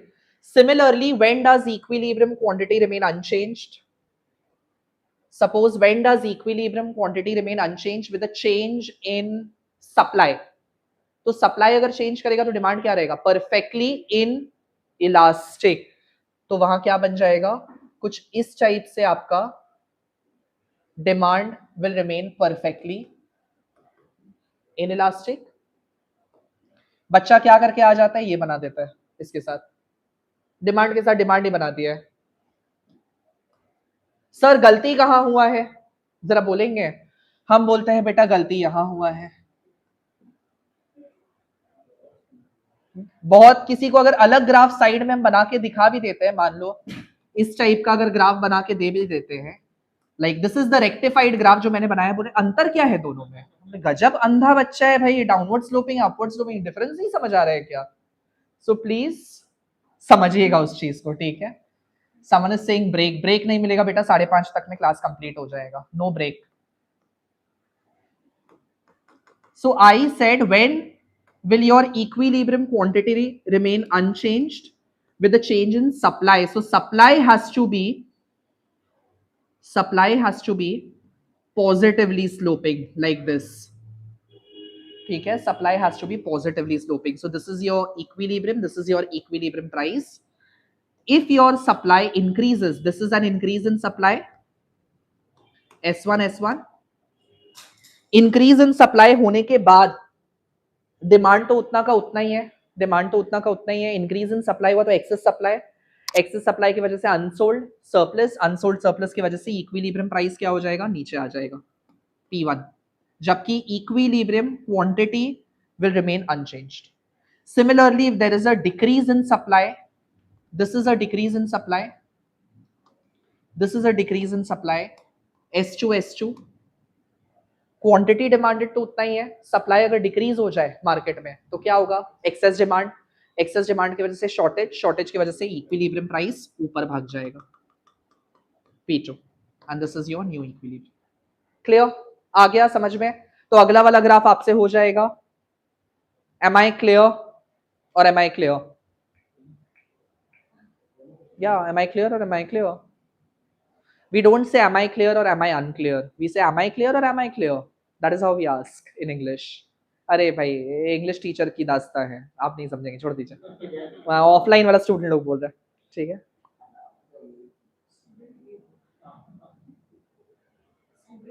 कोई बोल रहा है सर सीलिंग फ्लोरिंग को एलपीजी का एग्जांपल से बता दो ना प्लीज, क्योंकि अभी मॉडर्न वो चल रहा है इसीलिए। चलो आ जाओ, बट यहाँ पे सीलिंग फ्लोरिंग एलपीजी के केस में कुछ काम नहीं आने वाला है, यहाँ पे वॉर हो रहा है, अलग ही सिनेरियो है ऑल टुगेदर। चलिए चलिए, coming to price ceiling, first of all दोनों को एक साथ करते हैं, ठीक है? एक साथ पढ़ते हैं। Price ceiling and price flooring, दोनों में अंतर क्या है? दोनों में अंतर ये है कि आप किसको प्रोटेक्ट कर रहे हो।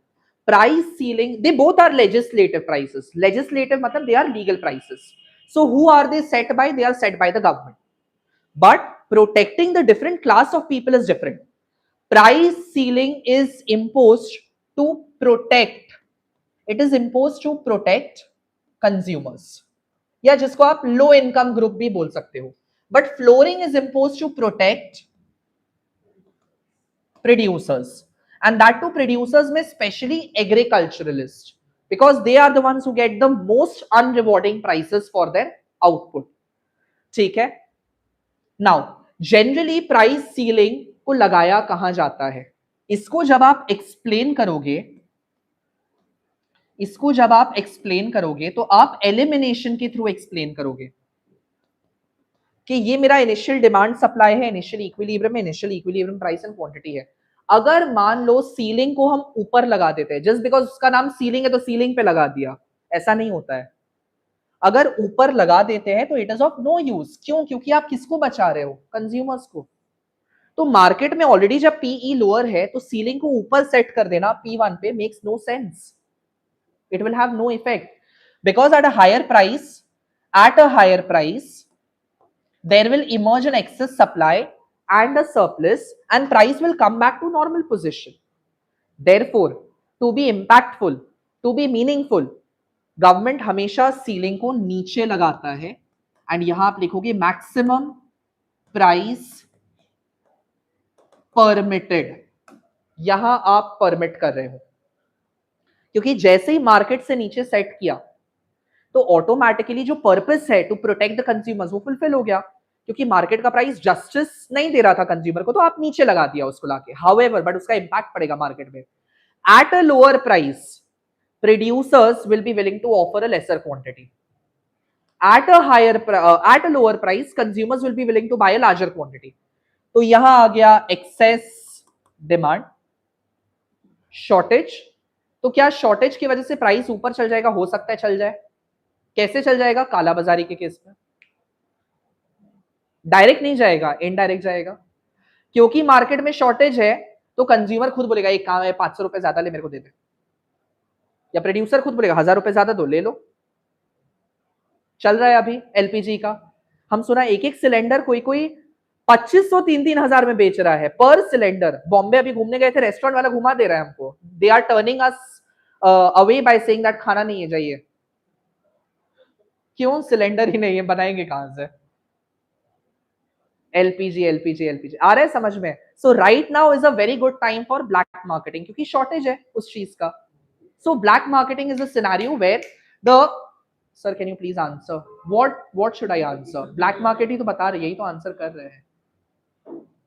सो black marketing is a scenario where the products are sold higher than the legally set price. अभी हो सकता है सरकार ने खुद लीगल प्राइस को थोड़ा सा बढ़ा दिया हो, बट लोग उससे बियॉन्ड करके भी बेचेंगे क्योंकि there is a state of emergency and there is a state of economic unrest among people. क्या हो जाएगा पता नहीं। So consumers are willing to offer a higher price, that is black marketing. दूसरा इफेक्ट क्या हो सकता है? फर्स्ट कम फर्स्ट सर्व, क्योंकि लिमिटेड क्वांटिटी अभी राइट नाउ जैसे लिमिटेड क्वांटिटी है तो आपको अपने आसपास के गैस एजेंसी के पास जाके देखेगा आधा किलोमीटर का लंबा लाइन चल रहा है। एवरी डे का सिलेंडर्स आने का भी क्वांटिटी फिक्स्ड है। अब जो पहले आएगा वो लेके जा रहा है, नहीं आ रहा तो वो लोग वापस चल जा रहा है। That is first come first serve. अगला इज जैसे हमें हमें सिलेंडर के लिए ज्यादा मगजमारी नहीं करना पड़ेगा। जो लोग यहाँ मेरे ऑफलाइन स्टूडेंट उनको पता है, यहाँ पे एचपी का सिलेंडर बाजू में ही है।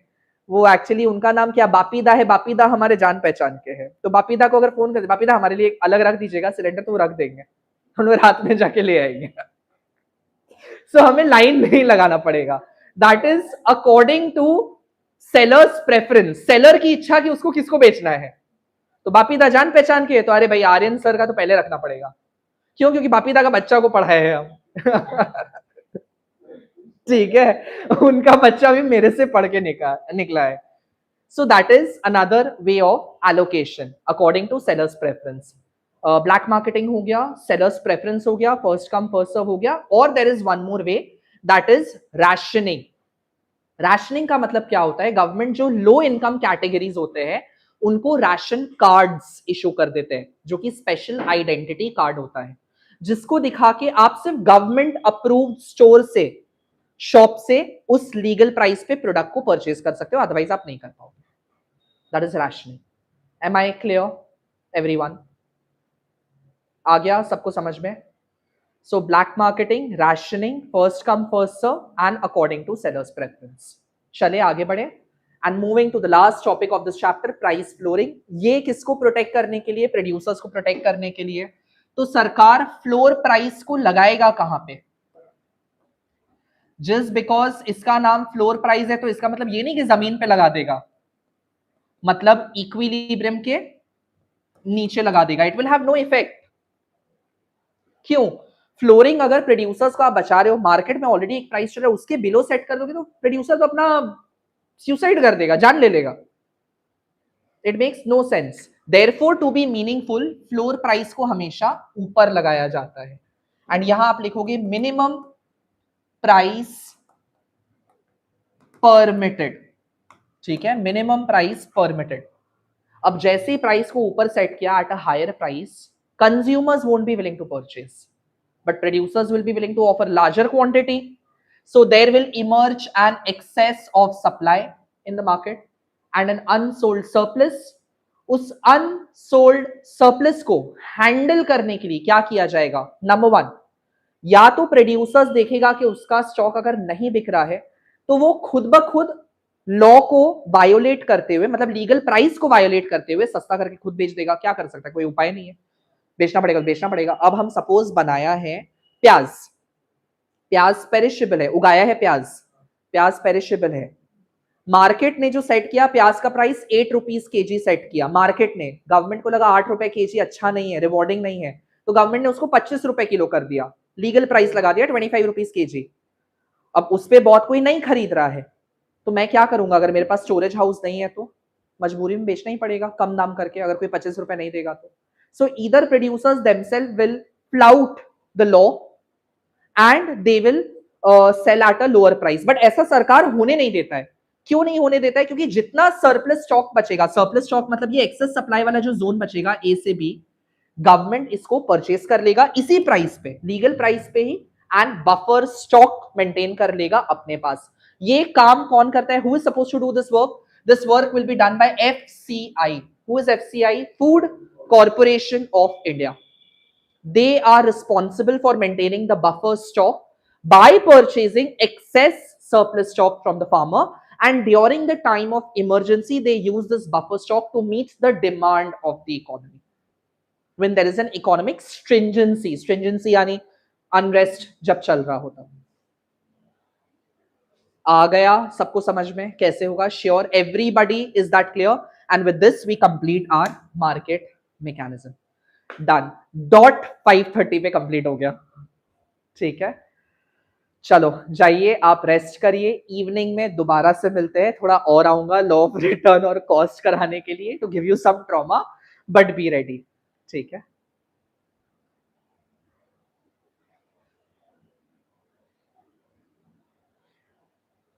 Sir, what subject did you prepare after school? BCom. Never do it. BCom, BBA, never do it unless you have some alternative plan. Like only if you're doing CA, then go for BCom. If you have plans to do MBA after BBA, then go for it.